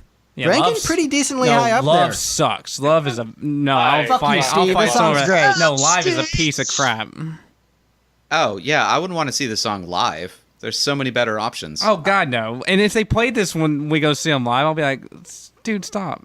No, this song is great. Like this is one of the low. It's all right. So it does have the lo-fi vocal effect. Yeah, that's what you just complained about earlier. But here's the thing. I the think lo-fi guitar effect. But Exactly. I think it works. Thanks, it works better on this song because it's a little bit more mellow and not as aggressive, and so it has a better sense of groove to it, where it's not as abrasive and aggressive because he's not like singing as high as he is on the other track, and so those frequencies aren't destroying your ears. No, dude, how is it not as abrasive and the whole time? I mean, honestly, it might come down to just the fact that it's catchier, and I like catchy. Like this is a catchy tune. It's a catchier song. And if you take it out of the context of the way it was recorded, so if like someone wanted to like do it acoustically live on Somebody a patio somewhere, Corgan. Like they could take this song and make it. The thing is, you can't good pop song. You can't really do that though because the production is the song. In this case, we're talking about an album. So right, but I can separate them a little bit more. And this to me sounds like a local band that has shitty lo-fi effects that thinks they're edgy, but at least the song is catchy. And so I give it points because of all the local bands I saw that did the same thing. Yeah, dude, you just described grunge as a genre. Right, it's write a catchy song, throw it through a fuzz. Except this song is good. Yes. Like, what if we wrote good songs but didn't bother making them sound good? Oh yeah, that's totally different. Cool. All right. Yeah, but I think it's a lot poppier than grunge is as a whole, and not like Mudhoney grunge, man. Grunge is pretty fucking catchy. Well, but they're more like trying. Like this is a pop song with shit production versus grunge songs are rock songs with slight pop edge to it. I don't see how you think this is a pop song. Did you just say slight pop edge? Yeah. Dude, yes. Grunge songs the poppy are the exact edge. opposite of that, man. Grunge songs are like punk mixed with metal mixed with deliberately sounding shitty, like garage rock. I would say like overproduced pop songs. Yeah, I would say garage and punk and. Well, I was trying to think of a way of like saying, "Hey, I think this sounds like shit," but I'm going to try to say it in a nice way. So that was my. It just sounds like the nicest shit. Just say this sounds like shit that I like. I like some shit sometimes. This sounds like shit, and I love this shit. Oh no, I was talking about grunge. This song is great. I think this one, the production completely works for me in the context of the material. I think this one works. So I put this one at 11. This was my hard drop off from the top 10, but it's 11. It's 11. It's a hard drop off from 10. Yeah. So you're like, this is the first song. If I were to cut everything after 10, this would be the cutoff point. This would be my cutoff point. Yep. And you would. Falls off the cliff after that. Yeah. Like after that, I have XYU. Okay. Like. Oh damn! Why? Oh man! You I don't know like most why. of this record then? Yeah, but I love this record. That's the weird thing about it. I love it because I hate most of the songs. Okay, that makes sense. Man, well, here's the thing. In the CD days, I skipped around on this record more than any other record. I was skipping around. I want to hear this song. I want to hear this song. This song. This song. This song. Okay. Wore out your skip button. I mean, He's like, I love the record so much I skip everything. This is a really great skip button I album. always did that though. Mixtape released by one band is what this is. It's a mixtape released by one band. They didn't care about making it sound like a record. They deliberately avoided making it sound cohesive. So skipping around on this record makes a lot of sense. A triple mixtape. And, you're a kid looking for a certain kind of sound, You're like, I wonder if there's anyone who likes this entire album as a whole, where they're like, yeah, every song is great. I'm sure there are tons because of people. there's so much diversity on this record. Where I think everyone people that read look at the Bible and I like the whole Bible. Yeah, Leviticus is the bomb. I love learning about what types of shellfish I Job can't is eat. my shit, motherfucker. I read the whole Bible and I appreciate all the Bible. I mean, I do appreciate all of it. Let me have my life to read, but no. But the thing is, with this album, I think there's something for everyone to appreciate. There's something that I think most people with most musical taste can find something to like in not this everyone. album. There's no hip hop on here. Oh, okay. Well, there's not hip hop. I was saying, but they needed a guest verse by Sir Mix-a-Lot. Yeah, heck yeah. But I feel like this song, "Love," I feel like a hip hop head might be able to jam to it because this has a really good beat. No. Somebody who likes hip hop would not like. No, because the beat it's got a good beat. This one, I think this is one of the best beats on the album. Sample it. Hip hop people don't like harsh sounding stuff, so they're not gonna like Billy's voice at all. They're gonna be. They like it. They like it like the low end, like beat, like smooth. People say I like hip hop and dude, you don't think trap snare is harsh? I mean, that whole fucking genre is based on harsh. They like harsh but percussive, whereas this song is harsh. I think it's very percussive. This is a very percussive song. Out guitars. There's no they don't want to hear. I'm saying if you sampled this and cut out Billy and you just had that beat, I think I could see someone sampling this and making it be. You could see Death Grips fans getting into this one. Which is, weird hip hop for white nerds like me. But the sort of person who wants to listen to some Lil Wayne or something. Lil whoever who's rapping about cough syrup, I think. Cough syrup and handbags. Like, those fans aren't going to be into that. Oh, God, no. There's nothing on this album that they would like at all. And the thing is, there's a lot of people outside of the rock genre that would absolutely hate everything that the Pumpkins do just because of the vocal, which is why a lot of us fans like about it, because Billy has a really cool, interesting, unique voice. But your typical just general music fan that whenever you ask them what kind of music they like, they say, I like everything. Everything but country and rap. They everything don't but like country, everything. Rap, and Smashing Pumpkins. Yes. Agreed. So here's the thing: we did a Megadeth episode last night. Basically, Dave Mustaine and Billy Corgan are like the same person.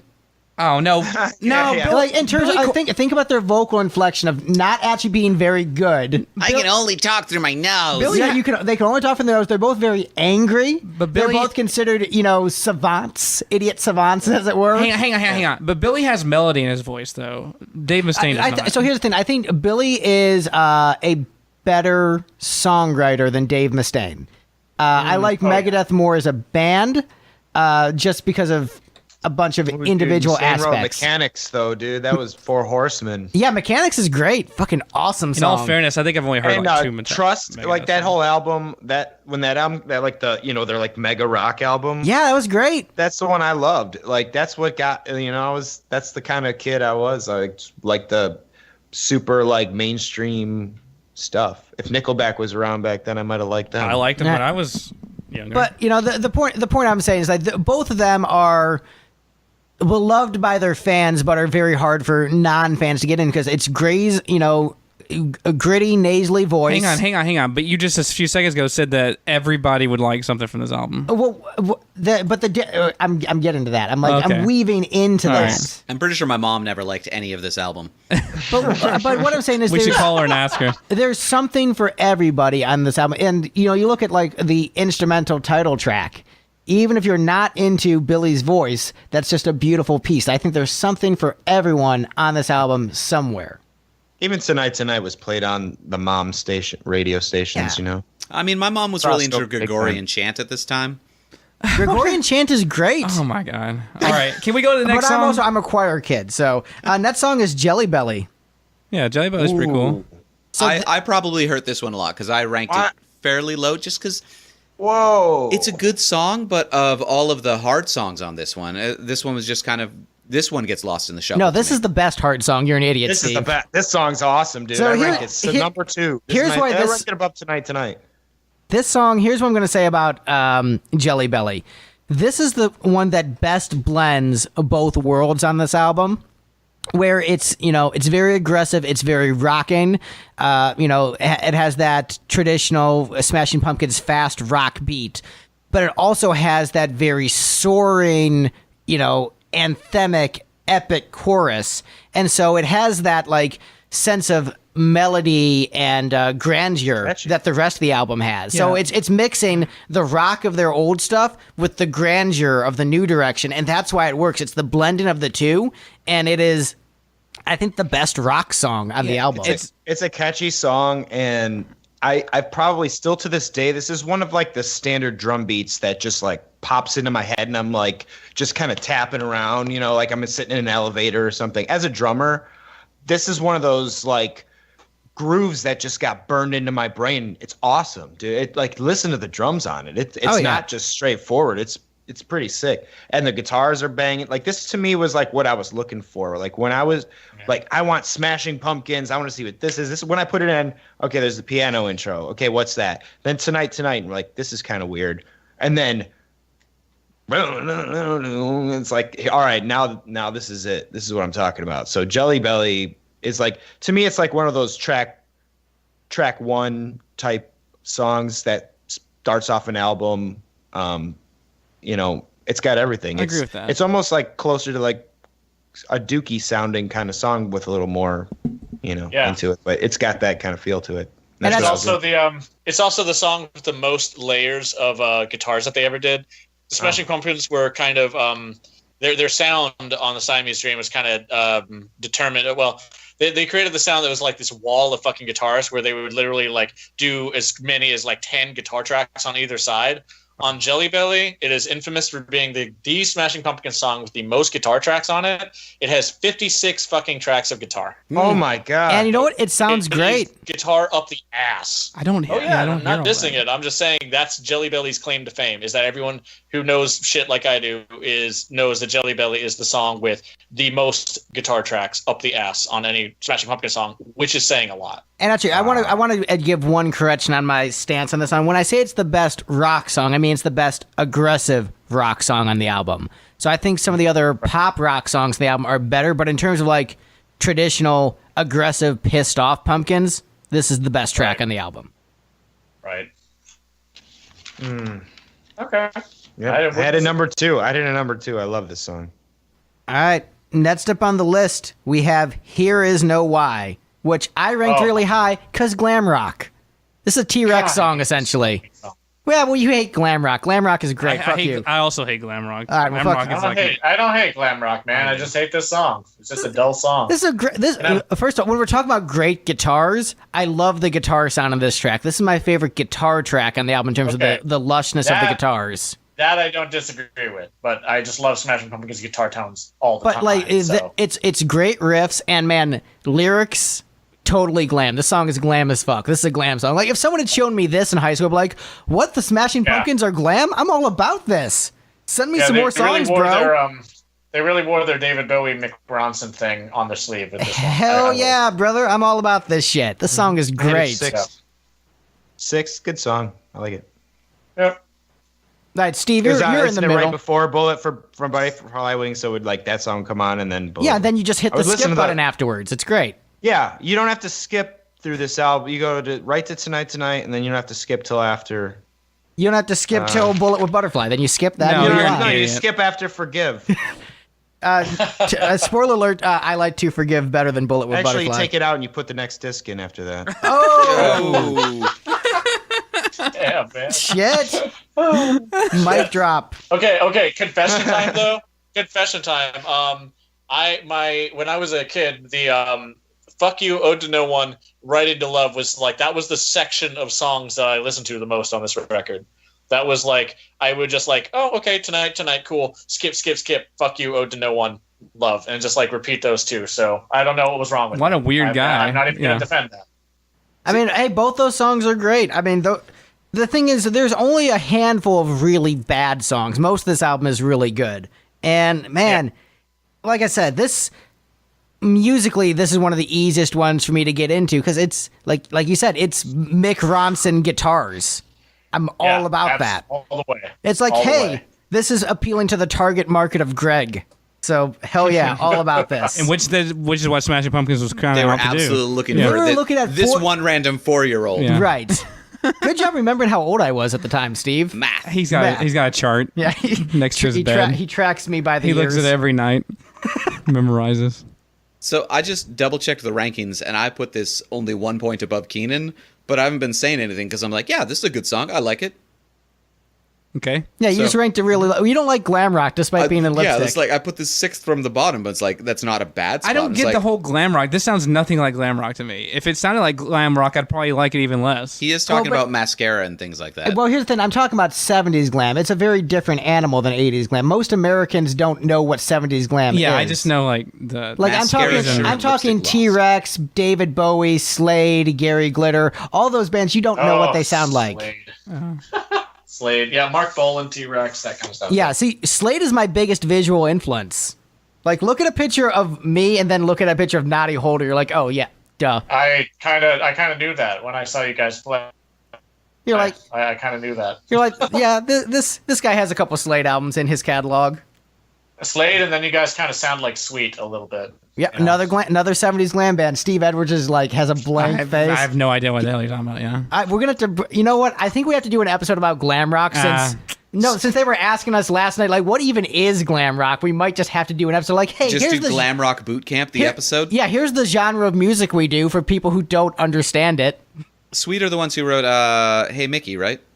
Well, sort of. The songwriters who wrote for Sweet wrote Hey Mickey. So they were like You mean Tony Basil didn't write that all by herself? Oh, the illusion is ruined. Yeah, but no, hey, those guys wrote a bunch of really great songs together. Ballroom Blitz, Mud by Tiger Ballroom Feet. Blitz? Like those guys, I know Ballroom Blitz. that's yeah. glam. Everyone knows That's Ballroom not Blitz, glam. Yeah, it is. I will bet you That's- $200. $200 Hell it yeah, is a it glam song. That sounds nothing like All right, Poison. you nerds talk about that. But Steve, like I'm saying, 70s glam and 80s glam are very different. There are Yeah, this is 70s Hang glam. on, he was right. This is some nerd bullshit. Can we move on? Yeah, Okay, seriously. fine. Back on All track. right. here. Anyway, this is a All right, great I'm glam done rock. talking about this. This crappy song is great. song. Fuck you, Steve. I like that I keep on using that drop, and I love all these songs. Like we haven't. There's one song I still don't like, and we haven't gotten to that one. Otherwise, I'm like, Greg's done talking about this crappy song that I love. I love this song. That's Fuck a you. brilliant song. Next up is To Forgive. Also, great song. Fuck you. Oh, there we go. Yeah. Fuck you, Steve. No, This worst song is song on the great. album. This album, like What? This album really suffers from sequencing. This song is Yeah. beautiful. This is an amazing, fantastic song. I like the Pumpkins more than you. Fuck off. This song is boring and kind of sucks, and being right after Bullet just kills Hang it. on. No, I skipped Bullet to go to this. I wanted to talk for a second. This is my 10. It drops off hard after Forgive, but Forgive Yeah. is solidly in the top 10. To me, this song has the most emotion of any song on the entire record, and that's it. It almost like if I was somebody who had emotion, like it would make me cry. If you Like, weren't a cold, emotionless Yeah. cyborg. The vibe I always got from this song is it's him just like nobody came to his birthday party and he's sad. that's awesome. Yeah. You know That what? is 100% how I've always interpreted this song. What's and wrong like with that? even as a teenager, I was like, man, calm down. You're a grown ass man. Nobody cares about your birthday party. But here's the thing. Also, Like, thank you, Greg and Steve, for both coming to my birthday party this weekend. yeah, and I ran door for you and got you a Street Fighter DVD. So I got you a present. Thank you, Greg. You're a Street good Fighter friend. with Jean-Claude Van Damme I'm gonna get you and Raul Julia. To be fair, when I was a teenager and heard this song, I didn't realize how cool birthday parties were when you're an adult. So imagine I didn't show up to your birthday party and run door and get you a Jean-Claude Van Damme action movie from the early 90s based on his fighting game. You'd have the worst birthday ever, dude. It was so hyper for your specific. birthday next year. I'm just gonna get you a CDR copy of this song. It's just gonna play 24 times. This song to me is like a properly executed ballad. It's Yeah. a ballad. It keeps my attention. It's catchy. And it has got emotion. Pop sensibilities. And Hell hooks, yeah. And it's mellow and it sounds pretty and it's all good and it's good. Yeah. Yeah, there's the nothing rest bad of them about either this. tried and I'm like, nah, this is boring. But that was a good one. Keenan, can you back me up on this? You didn't care for this one that much. On To Forgive, yeah. To me, again, this suffers from my familiarity with the Pumpkins. As That's far not fair. as ballads go, there's two things about this. One is kind of bland as far as ballads go. Like Disarm kicks the shit out of this one, and to me, there's just like, why would you try to write that again? This is worse. And the other one is, I agree with the birthday thing, because sometimes when someone says a song, you sort of like a mental thing, the mental projection of the song pops up in your head.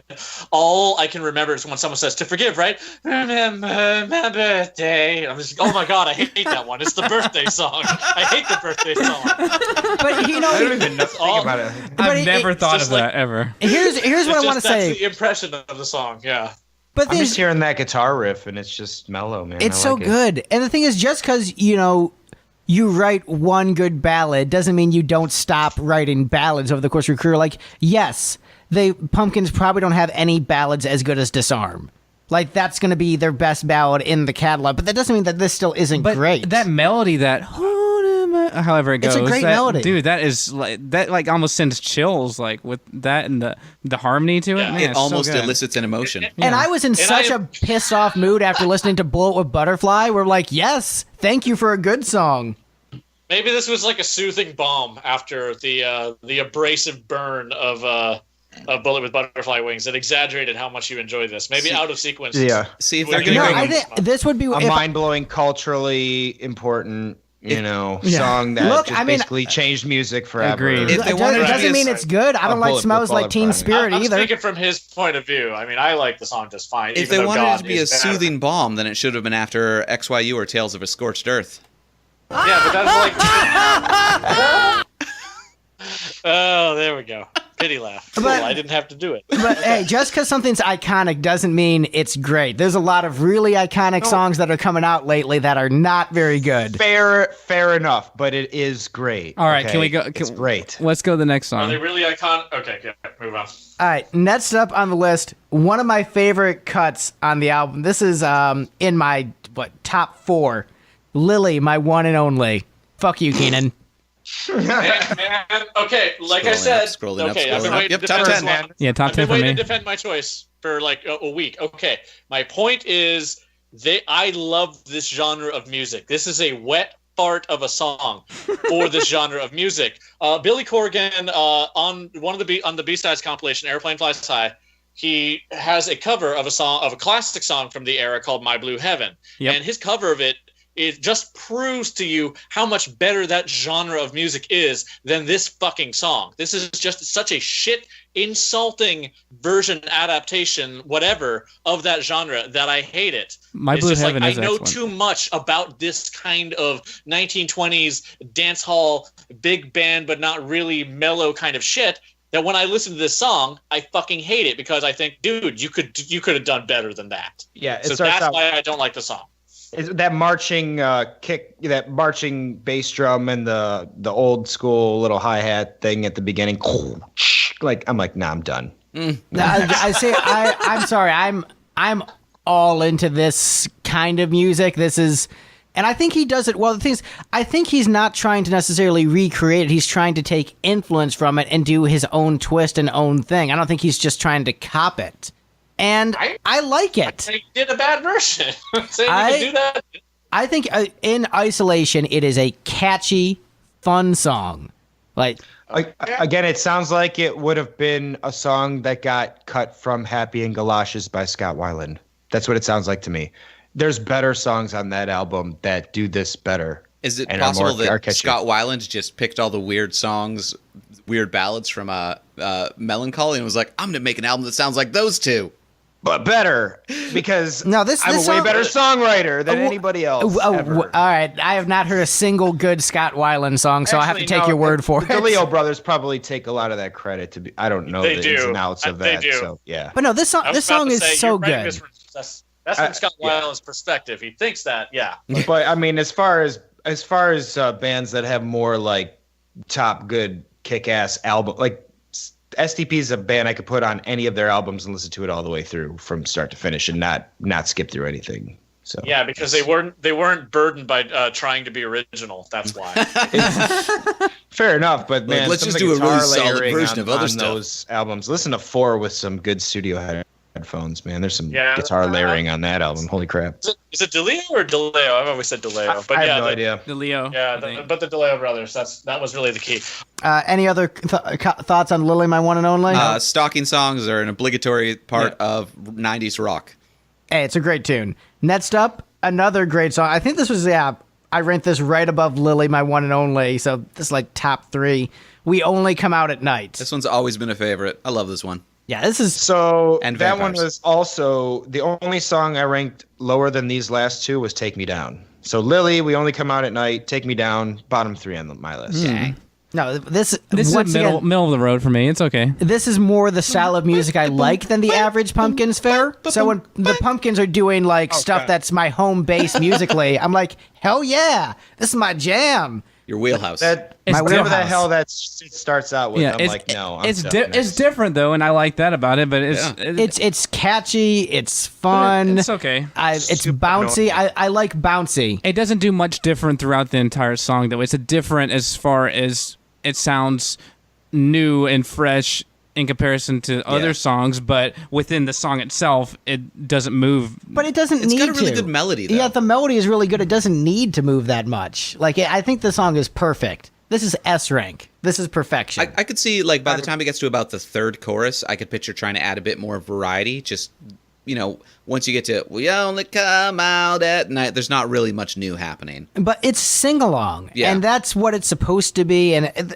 like I said, this is perfection for me. This is what I want from the Pumpkins. Chorus, I'll just put that out there. I didn't make it that far in this song. It's exactly the same as the other ones. Yeah. Right. It's Still all the just, same. We only come out at night. happens. We only come out at night. The days are much too bright. We only come out at night. Fuck that. Yeah. All right, next. Next up, we have next Muzzle. Next on the list. Dude, I'm surprised Muzzle is this low. So to me, this is one of my absolute favorite songs. It's not a single, and it would be is so close to being single material if it had a better chorus. But it doesn't. The song starts off so amazing. It's got the most awesome melody and just really grabs you, and the drum roll into it is like, holy shit, yes. And you're like, I'm waiting, it's gonna really go cool, and then it doesn't. Then the chorus gets worse than the verse, and I'm like, fuck. Well, I think that's the problem with it, is exactly what you said.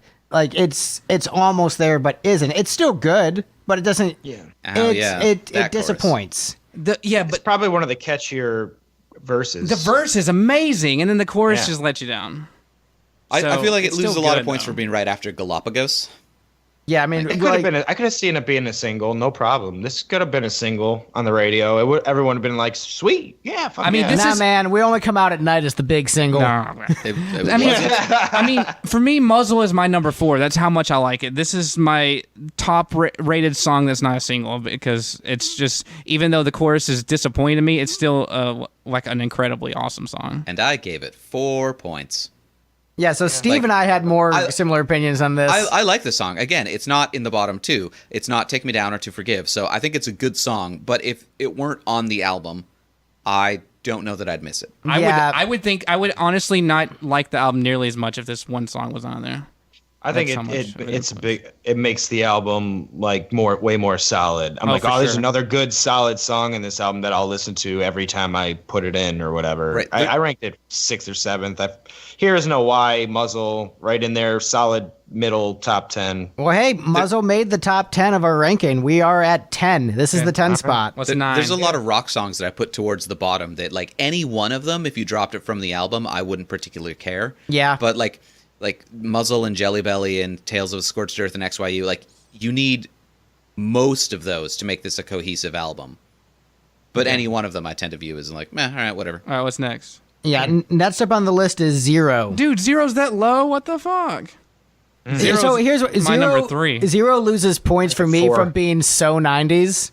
Who gives a shit? It's awesome. We're not ranking stuff. See, Greg, your premises for ranking these things are fucking bullshit. I agree. It's 100% bullshit. He is, at this point, he is explicitly cheating in his own podcast. It's fine. But here's the thing. Like, so the way you're supposed to rank is based upon your personal preference. Typically, I rank based upon how good I think the song craft is. How glam it is. The way you're supposed to rank is based on whatever bullshit subjective stuff you think at the time. that you But do. This song is so 90s. Yeah, this song's 90s, and I've got pants 3 times the 90s, so it makes me think of that. This album defined what these are the songs that defined what that sound. So here, let me explain. They weren't just like, oh, this sounds so 90s. This is why the 90s songs sound this way, because of this. But this is like the part of the 90s I don't like. This is the part of the 90s I look back and I'm like, that was pretty terrible, wasn't it? Example of that thing that I hate. Like the thing is, I like most of this album. This stuff was a little impure, but this is like a pure one. But here's the thing: most of the song is great, but that breakdown where he's like, "God is empty, just like me," that is so Spinal Tap. I burst out laughing every time. Cool. I thought it was badass when I was 12. I thought it was badass when I was 32. Right, but to me that's hilarious. Like, I'm so angsty. I'm Hell like, yeah, get fucking angsty. Have some kind of emotion besides just a nah. No, I'm sorry. I like the song. This is actually a really good song, but the reason I dock it points is strictly for that bit making me laugh and not take it seriously. Well, this song had its own T-shirt. So no. T-shirt. So it says the word zero on it. That's you got some plain white text on a black tee. I'm sure that cost you a lot of money in production. T-shirt with white or gray or something. That was a skate shop. It was silver. It was silver on black, but it was a skate shop. Billy had a skate shop T-shirt that he wrote a song about, and then he started selling that T-shirt. Is that what happened? Really? Yeah. Look, once again, it's not a bad song. This is a good song, and I like it better than a lot of the other songs on the album.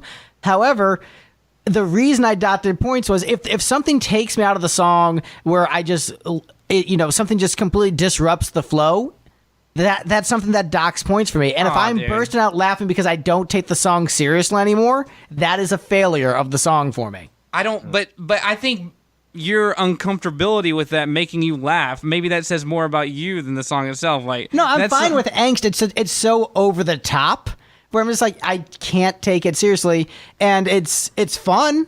It's fun because it's so angsty. Like, this is silly. This is 60s Batman. What that hook means. I'm still trying to contemplate in my mind what that even means. Emptiness is loneliness, and loneliness is cleanliness, and cleanliness is godliness. Well, cleanliness and godliness is what? Isn't that a slogan for like a cleaning brand? Cleanliness is next to godliness has been around forever. Well, what does the whole thing he's saying mean? I don't think it means anything. I think it's all But bullshit. I've always thought about what it means. I still like it.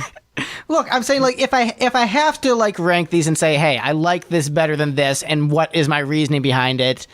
There's something about this song that I don't like that takes me out of it, that I think is silly, versus other songs where there's nothing wrong with it and I like the entire piece. If I'm docking points, that's something to dock points for. I put it fourth. I think it's a good groove. I like it. It's not necessarily one of my favorite songs, but it's just kind of like... It is one of your favorites. You put number 4. Hit. It's a good hit. And honestly, I didn't rank it that low in comparison to... like, someone else only gave it 11 points. I gave it 8. Yeah, I'm the one who gave it 11. Yeah, so Steve, you barely ranked it higher than me, and you're giving me all this shit. Well, that's because I put it in with all those other like heavy songs that are in the mid-bottom. That like any one of them is disposable. This song is totally disposable. No, my God, no. I disagree. This is not. Cherub Rock is Smashing Pumpkins single. Oh, Cherub Rock is leaps and bounds better than this. Oh no, I don't like Cherub Rock anywhere near as much as Zero. No. Oh, Cherub Rock destroys this song. Not even close. Songs like that. So I like them about the same. No, I'm firmly on the Cherub Rock side of things. This isn't even close. Like, Zero's still good. Like, if I have to give it a thumbs up, thumbs down, I still give it a thumbs up. If I have to give it a ranking, it's still an A, but this is an A-. Some Wikipedia things. I may be completely wrong about the skate shop thing. I was pretty sure he you're licensed wrong. it from someone. Okay, Steve is usually wrong. I remember seeing Zero shirts, and I just associated Billy that with Corgan wore Zero shirt when they were actually playing on tour for this album. Yeah, I'm pretty sure he licensed that design from somebody else. Or he's just a guy who's like, look, I wrote a fucking awesome song, and I'm gonna wear a shirt with the same name on it because I'm a. I mean, how hard is it to find a shirt with like a very universally known word? That's not what I'm saying. If you had to pick a cult alt sort of hit of Smashing Pumpkins, it would be Zero. It's got that weird like. I agree. I think about bald Billy Corgan and the Zero shirt. That's when this whole album. That's the thing that happened. I think he still had hair for this one, though. No, he didn't. He did not. In the booklet, he had hair. No, when they started playing this album out, and he was wearing a Zero shirt, he was bald. Yeah, liner notes. He's wearing this shirt and he has hair. Yeah, like we have the CD right here. We can show you. He has hair and he's wearing the Zero shirts. Well, fine.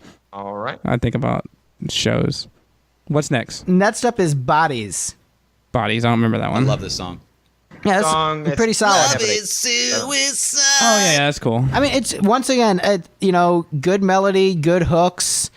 One of the better rock songs. I think all the rock songs for me are still weaker than the ballads for the most part. But yeah, this was not bad. This was number 19 for me. Yeah, I think you and I ranked it pretty similarly. I think I gave this 13 points, so not super high, but Yeah, I put this at 4. Okay. I've just always loved this song. I had an 8. I've always liked like angsty songs that question the fundamental concept of like everybody needs to fall in love with everybody. so Love songs. this is angst that works, where I don't think it's silly the way that Zero is silly and takes me out of it. This is angst that completely works for me. I don't find this track to be silly. Okay. I mean, I'm fine with it. Even though I put it low, I still like it. It's fine. I think it's solid. I like it. Yeah. But I don't think there's as Favorite, much. but it's good. I don't think there's as anything much to say about it though. Nah. Like it's just like Next. not really a weird arrangement, just standard catchy rock song. Oh, Courtney Love claims the song is about her. Courtney Love is suicide. Courtney Love claims a lot of things are about her. She can fuck off. Yeah. I'm pretty sure he hates her, and she's the worst human being on the planet. That's my girl. Yeah. He's looking at me Maybe because next. he's looking at me because he knows I'm in love with her. Don't tell Christina. Yeah. No, she knows. She knows. She's aware. Shit, man. If you're in love with Courtney Love, I feel sorry for you. That's fine. I accept my fate. All right, next up on the list, this is my second favorite song on the album. We have Mellon Collie and the Infinite Sadness, title track. Yep. I mean, Mellon Collie is good, but Mellon Collie is only good because of its it leads into Tonight Tonight. The thing is, it's a good piece of music, but to me, it's hard to even rank this one because it's a good piece of music, but it's not really a song as in how the other songs are constructed. So Right. It's a filler transition song. Yeah, it's a transition. Transition song that starts How can I the rank album. a transition? That's why I put it toward the bottom. So I think with me, It get points to be a number one, right? Like the top of the album and starting everything off, and it's got it creates that whole like different feel that you get where you're not putting in like I declare like punch you in the face like Green Day does on Dookie. It's kind of like, a little bit different. That being said, I can actually listen to it. I ranked it 13th. I ranked it above all that other filler crap on the album.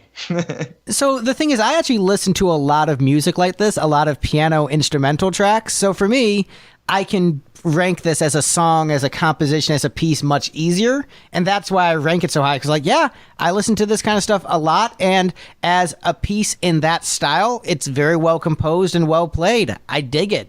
It's a great piece. Beautiful melody. And it's the perfect length. It doesn't need to be any longer, any shorter. It is exactly where it needs to be. And this is the Pumpkins album where listening to it right away, I'm able to get sucked in the easiest. But I will say, to the credit of Siamese Dream, that album also sucked me in right away too. But in terms of music I like and the genres I'm into, this is closer to my wheelhouse. I said this on the Siamese one, that it's really interesting that Billy learned how to play piano not long before Mellon Collie was recorded. And if you watch videos of him playing, he plays really weird. He doesn't play like a standard pianist because he taught himself. And it makes it even more interesting to actually listen to this and know that he just innately kind of had that feeling of what he wanted it to sound like and taught himself that. But yeah, any other thoughts on this one before we move on? Nope. No. All right. Next up on the list, we have Farewell and Good Night. Terrific song. Fucking great. I'm a little surprised it's this high because it's a good song. It's a great way to end the album. But I'm very happy it made this high, and I put it as number 5. And so I think maybe I'm a big part to do with that. I mean, I love cliches and corniness. So having all the band members sing, I'm like, oop, that's pretty cheesy. I don't think it's cheesy. I think it's really it's ties awesome it all cheesy. together. Yeah. I think Darcy is probably the best vocalist in the band at this point, and so why he didn't have her sing more is very odd. Apparently, he had her sing backing vocals on most of the album, and then he removed her from all but 2 songs on everything. And that's a shame because I think she sounds really great. I like her voice a lot. I like it. What's the other song she's on? She was on the first. Was she on another one on this album? Yeah, she's done backing vocals on one other song. Is she on Take Me Down? No. It's But I mean, I think this is Beautiful, maybe. But this is just such a great way to end the album, just bringing everything together. It's, I think the concept of the day and night thing is definitely a whole bunch of bullshit, and he just made that up last minute. Beautiful and Farewell and Good Night. Yeah, that's right. But this is just such a fantastic album closer. It really feels like a unified band, a cohesive unit. Yeah, and it's stripped down, and it's awesome. And but at the core of it is a great song. Like, it's not just, here's some gimmicks. At the core of it is just a very well-written, pretty song. And, give James Iha some credit. This is great. This is fantastic. So let's Take Me Down. Yeah. Next. Great song. That song 20th. Well, I mean, it's okay. Bob doesn't really like music. All right, next up on the list. He hates slow music. I have no opinion on it. Okay, then. Can't listen to it. not enough. This is an A+ song. S rank. Fantastic. All right, I'll go back and listen to it for you, Greg. Nah. Thanks, buddy. All right, but I think next up on the list, we have a pretty good consensus, except for one asshole. We have Stumbling next on the list. Yeah, everyone put this top 10 except Bob. So. Crap. 23rd. 23rd. And there was 2 songs I didn't rank that probably would have been above it. Completely forgot to rank that I probably would have ranked above this song. But it's definitely, I don't think there's much to say. It's definitely slow, but it's good. Yeah, I love this song. This is, I know Keenan was complaining on one of our episodes about the. Billy does a lot of those acoustic demos where it's just him and an acoustic guitar. Yeah, but this one weirdly worked. No, the thing is, every time I've heard that from Billy, it's worked really well. I'm all about it. So if there's a Smashing Pumpkins album that's just like Billy and an acoustic guitar, I'm probably going to fucking love that one and think it's great. Yeah, you can track down a lot of live recordings of him doing these things. That probably the thing is when he tries to do a demo like this, he's getting the idea down. He just records the song. If you find live videos of him doing acoustic shows, he tends to over emote in a weird way that kind of sucks. But no, this honestly, I have zero flaws with this song. I think it's great.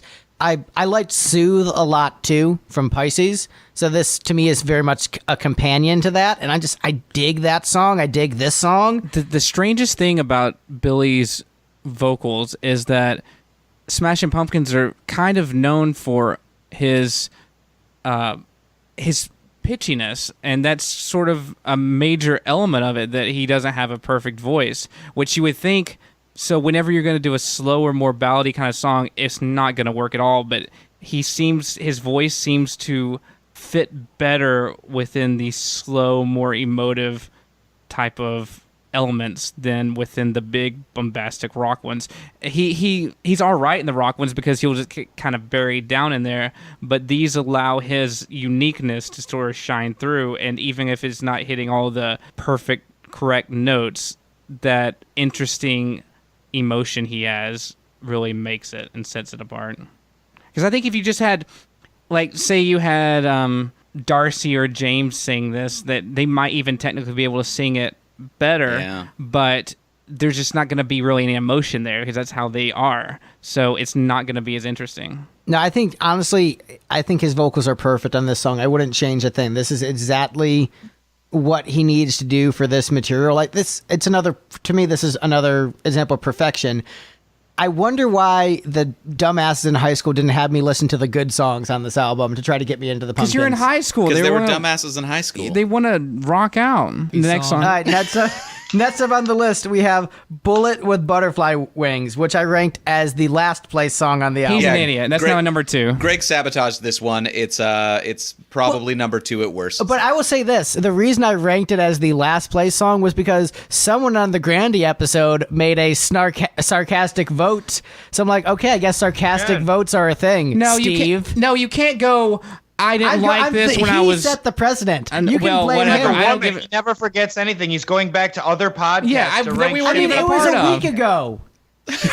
Yeah, but considering that's a double episode, the previous episode's a double episode, it's at least a month for but for us recording, that was a week ago, and I'm going to be snarky, and I'm going to rank this song the highest as a joke. Well, it would have been in the middle if I hadn't done that. Right, but what I'm saying is you set that precedent, and so I'm like, you know what? If that's the precedent we're setting, I'm just like being a snarky asshole sometimes. What Butterfly Wings end up at on this list here? This is spot number 4. If I was being honest with my ranking, it would probably be like 6th or 7th from the bottom, so it'd still be towards the bottom. I don't get that, because even if it's not your favorite song, you have to recognize, like, holy shit, this is It's awesome. annoying. To me, it's annoying. This is Billy Corgan's vocals just grating on you, where if someone doesn't like the Pumpkins and this is what they hear, and they're like, oh, check out this singer. Like, this is a song that can make someone hate the Smashing Pumpkins. I think it would make them like it. Probably the first song anybody hears, ever heard. Right? I agree. It is the first Pumpkin song I heard, and I didn't like the band for years because of it, and I didn't give them a chance, and I thought they sucked. So Greg is holding a grudge for a week against me and for about a decade against his dumb friends in high school. But I would say that you're not of most people. Like, if most people who are into rock music, if they hear this as the first song, they're going to go, hey, this is awesome. Well, most people who are into alt music. Remember, I'm not... And you have cranked up, oh, man. And it's just, it's so well known, too, that... I'm not an alt rock guy. It's not my wheelhouse. It's not where I prefer to spend most of my time. I enjoy the Pumpkins a lot, and I'm liking them a lot. But this song turned me off from the band for decades. It made me think this is a shitty band. Well, and we haven't really talked about lyrics much in this, so can we just talk about the lyric for a second? That just how the world is a vampire. That's cool. That's lame. That's fucking lame. The world is a fucking vampire, man. It's a overwrought metaphor. Single out every line and say whether it's cool or lame. You have to look at it in the context of everything he's saying in the song. But also, you go line by line of any song. Most songs are lame. But here's the thing. There are bands that I like, and I will say their lyrics are awful. Like Foreigner, we just talked about last night. You don't have to read my mind to know what I have in mind is one of the worst lyrics ever written. Okay, that's stupid. That would be probably about 3 episodes ago, podcast listeners. Sound of a song hits you and, like, you feel it. Absolutely. There's, like, a feeling associated with it. Like, lyrics, I really don't care unless something, and, like, I'm in a mood and something strikes me that I like, or... I hear something that puts me off. Like Greg, you were saying before, like when you said the one lyric, now I don't like this song because there's something in it that I'm just like, meh. So if I hear a lyric and I'm like, that's dumb, yeah, it could maybe ruin the song a little bit. But like if I hear for a the lyric most part, I'm says like, at the end of the day. don't care about the context of what the lyrics mean or what they're saying. Even Kurt Cobain, of course, that's maybe why Greg doesn't like him. He was lazy about writing lyrics. He just made shit up last minute that sounded good, and people read into what he meant for years. And he's like, actually, it doesn't mean shit. So the song, good song. This song is about deodorant.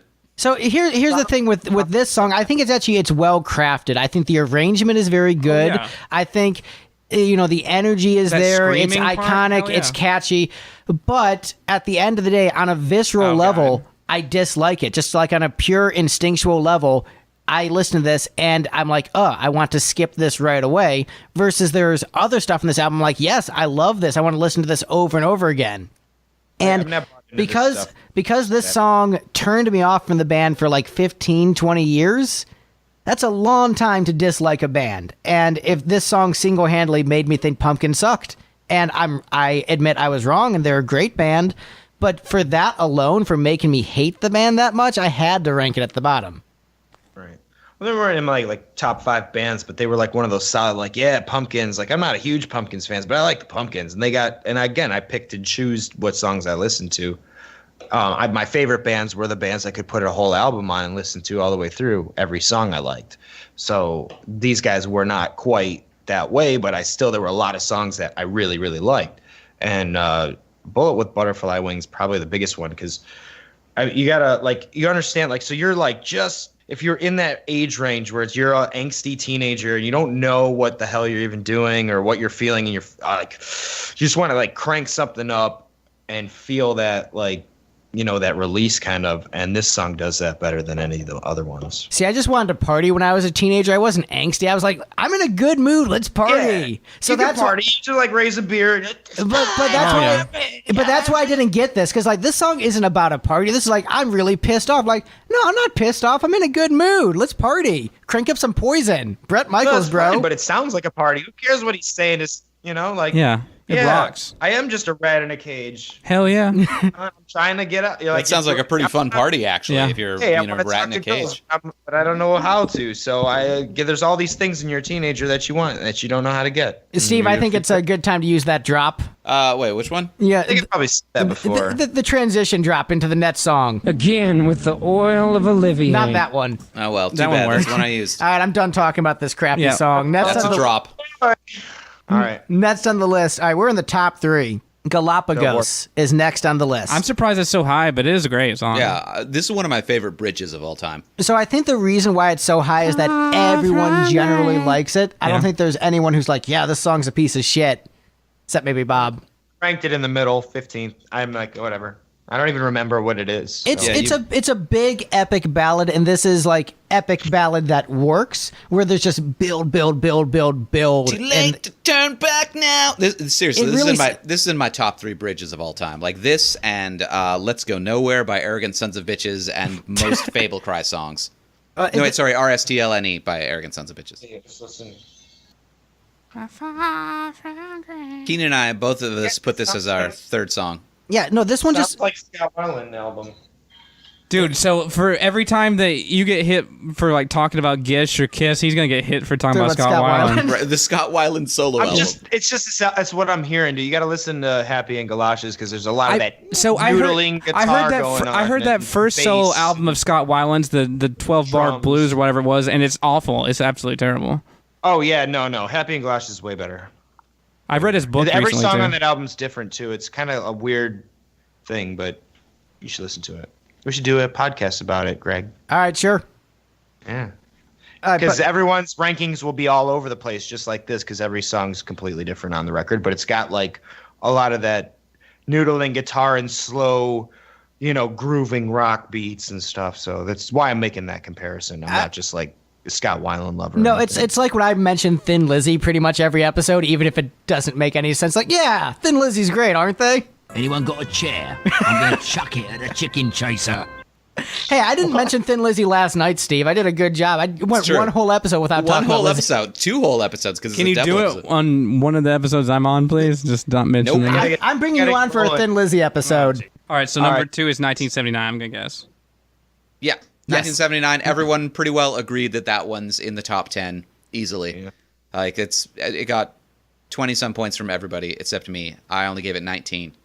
I put it as my number 8. 1979. This was the song that sort of crept up on me on the album.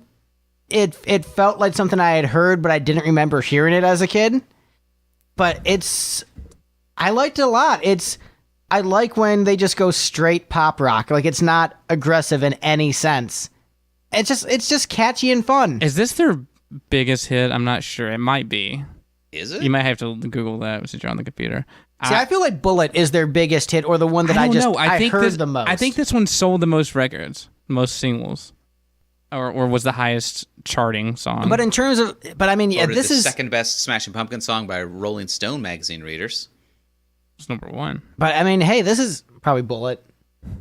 But this is a great song. If someone had shown me this from Mellon Collie in high school, I might have given the album a shot and thought it was cool. It's like, for me, this is another example of perfection where I'm like, what do you change about it? I do get really annoyed by the vocal in the background. No, I can't remember what I've got zero complaints about this one. It's like, but that's just because I've heard the song. The thing is, like, this is a nice mellow Pumpkins track where it's driving a little bit, but this is like something you could very much chill to. And like good music to relax to and reflect. It's a cool tune. Yeah, there's a lot of interesting things going on in this song, and I would say just watch the Rick Beato breakdown of it because I didn't really like that breakdown. It didn't give me any interesting insights, really. Just like, hey, here's the chords. I'm like, all right, sweet. That's what I always get from all the Rick Beato videos. Is just like, here's the components of the song. Yeah, so like I could look up a chord chart myself, bro. He talks about other elements. It's like he talks about like the unique things going on there. Like he was. I feel like my trick with his videos is I would like them a lot more if he actually seemed interested in what he's talking about. I think he's interesting. He loves that kind of music. His videos are all labeled, why such and such is a great song. And then he never actually talks about why it's great. He just talks about what's in it. He never says why it's good. He just says this is a thing. Right. If he wanted to like really sell it, he would like so here's my favorite part of what I think really sinks. Or even just explain like, hey, this chord movement tends to bring out this kind of emotion in people, and that's why it resonates so deeply in the human soul. So it's like, yeah, here's a 4 or a 5. Like, all right. I think he does that more in some songs than others. Like the Blink-182 song, he talks about how they're playing a C on top of the F or something. So what makes this Blink-182 song really great is it follows the 1-5-6-4 chord progression and mostly is eighth notes. Hey. You guys are shit. You're talking shit about Rick Beato, and he's my hero. All right, but now that we're done ranking our Rick Beato videos, 1979. I think this is once again very solid tune and so much less aggressive than most Pumpkin songs. Oh, for sure. It's but a really great change of pace. Like this is such a great commercial pop single, and it's not like the ballad stuff on the album where it's just a weird vaudevillian direction. Like this sounds very 90s. But in a good way, where Zero was 90s in like a ridiculous way for me. This is 90s in a good way. Wikipedia says that he wrote this when he was 12, so it probably sounds a lot less aggressive because his testes hadn't dropped yet. I need some balls. Maybe that's why it's so great. It's an old song. My two biggest memories of the Pumpkins when I was a kid in the 90s, when these songs first came out, was the music videos in MTV, and I didn't have MTV at the time, and watching like a friend's house and just constantly seeing this 1979 video where the kids are going, where they're in the market, gas station or whatever it is, and then obviously the Night to Night video, which is, in my opinion, probably the best video ever made. Yeah, I don't know if it's the best video ever made, but it's up there. Like that's one of the best music videos I've ever seen. When I happened to catch it, that video single-handedly changed my opinion of the Pumpkins. Where I caught it like years later on like VH1 Classic or something, and after I'd already written off the band, and I saw them like, oh, this is fucking great. And I'm like, you know what? I was probably wrong about the Smashing Pumpkins. I need to check them out sometime because this song is amazing and mind-blowing. But that Solera music video. I've never seen it. It's a little bit pretentious. It looks a lot like the Adore music video, but everybody's older, and you can sort of see the cracks in the sets kind of thing. It's not amazing. All right, so let's I got nothing else to say about 79 really. Well, let's go through the ranking and get to the number one song, which I'm sure no one has guessed. From the bottom to the top, Take Me Down. Take me down. Tales of a Scorched Earth. In the Arms of Sleep. An Ode to No One. Porcelina of the Vast Oceans. XYU. Beautiful. Cupid the Lock. Where Boys Fear to Tread. How is that so fucking high on the list? Just I expect it to be number one. Through the Eyes of Ruby by Starlight. 33. Love. Jelly Belly. Here Is No Why. To Forgive. Lily, My One and Only. We Only Come Out at Night. Muzzle. Zero. Bodies. Mellon Collie and the Infinite Sadness. Farewell and Good Night. Stumbling. Bullet with Butterfly Wings. Galapagos. 1979. But as voted by the panel, the best song on this album and my favorite Pumpkin song, Tonight Tonight. Oh. Tonight Tonight. My favorite Pumpkin song. As you read through this list, were you disappointed that there were more songs that you didn't know how to pronounce their name? Because that's what the other albums have, at least a couple. Yeah, no, this one... Everything was spelled pretty well, right? Yeah, this was a refreshing change of pace where just, everything was coherent. Like, the packaging on this album is great. Like, you can read the lyrics. That's a huge difference from the other Pumpkins albums up to this point. We're like, whoa, a lyric book, and it's legible. Neat. Maybe this is the first time that he actually felt confident in his lyrics. I don't know. But, man, Tonight... Wait, what a perfect song. Steve, are you the one who ranked this third or one of the three who ranked it first? First. Yeah, no, Steve is correct. Okay, so clearly, all right, yeah. So we all just sort of agreed that Tonight Tonight is a brilliant song. And so where did Bob put it then? Number 3? He put it in the 3 spot. So and he had Tonight Tonight and what, Jelly Belly? I mean, no, he had Bullet and Jelly Belly, right? Because that's what he said. Yeah, so, no, you can't really fault him for that. And you said Keenan had Mellon Collie and Mellon Collie, he put as number and one. Farewell and Goodnight. What a weird guy. Tonight, he put 13th. All right, so here's the thing. All that shit I talked about Jimmy Chamberlin in the Gish episode, this is an example of Jimmy Chamberlin being a fucking monster on the drums and it working so well for the material. Yeah, and still hanging back, though, and not being bombastic. It's the perfect amount of bombastic. It drives the song and it's interesting. And the thing is, it's drums as a hook.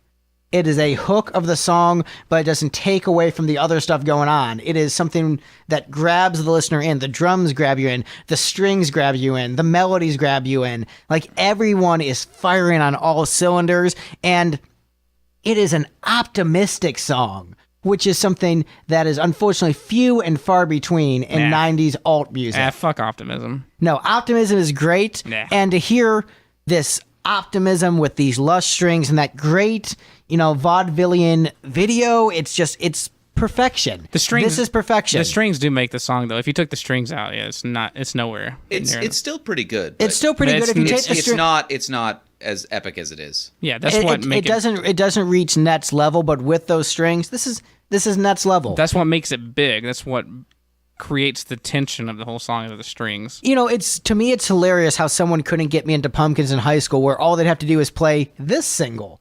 Like, I was like, if you don't like Bullet, there's no way you can like the Pumpkins.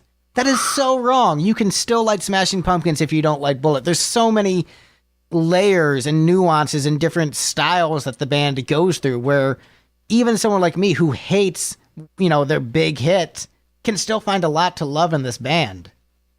Yeah. Like, and this song is proof. There's just, it's so good. And Keenan is so wrong. What a piece of shit. Right? Jerk. He is kind of the biggest jerk I've ever met in my life. Yeah.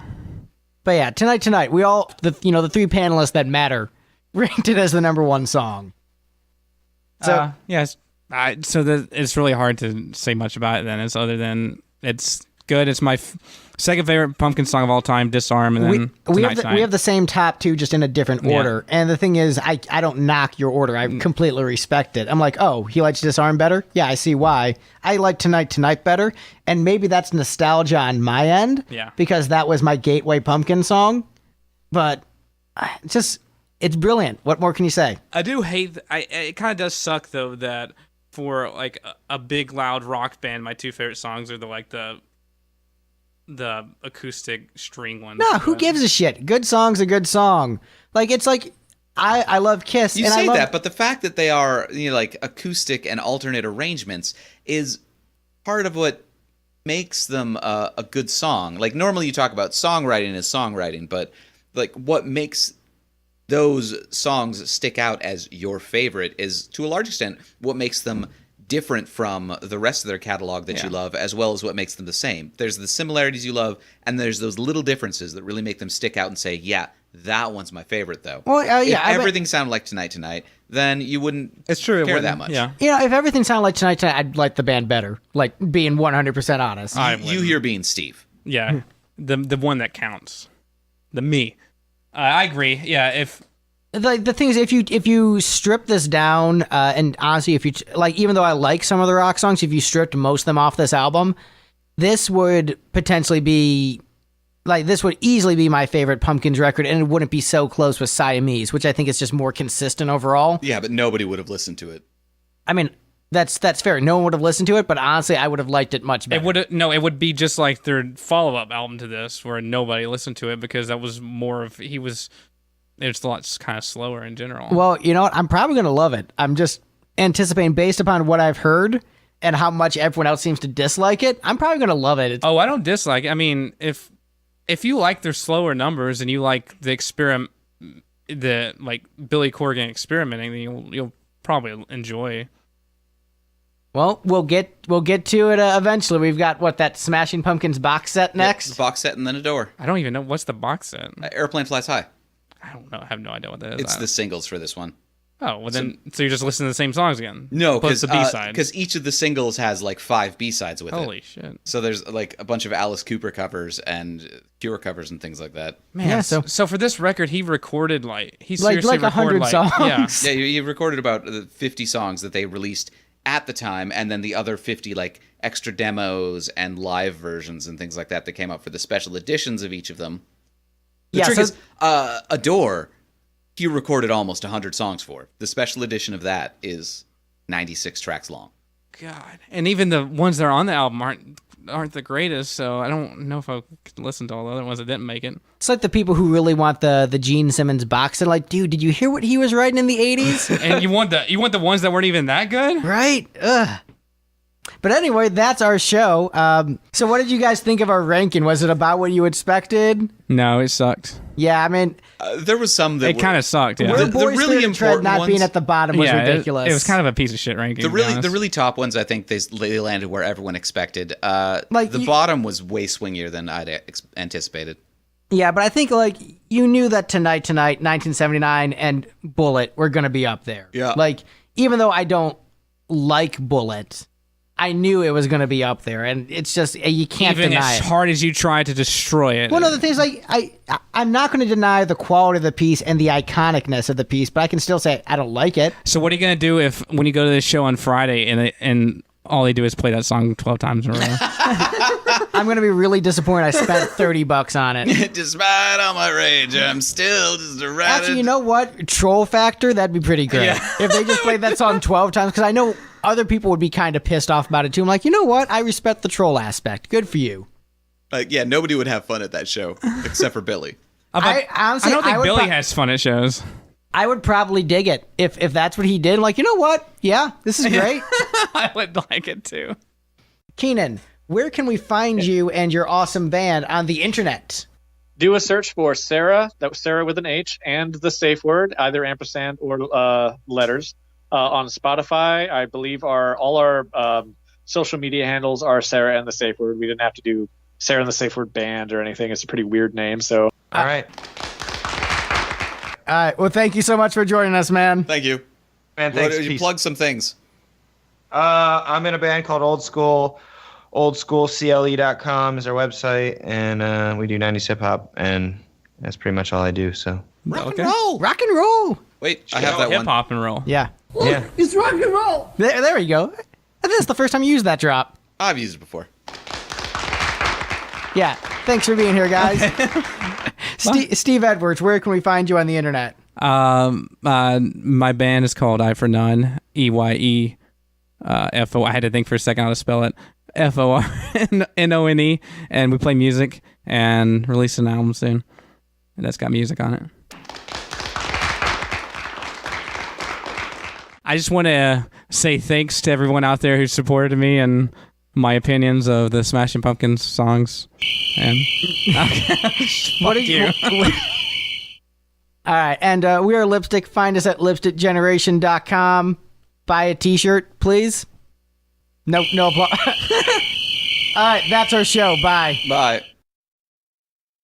It's never too late to learn how to kick ass. Now, yep, they're not. Oh, you got drops now? Yeah. Oh my gosh.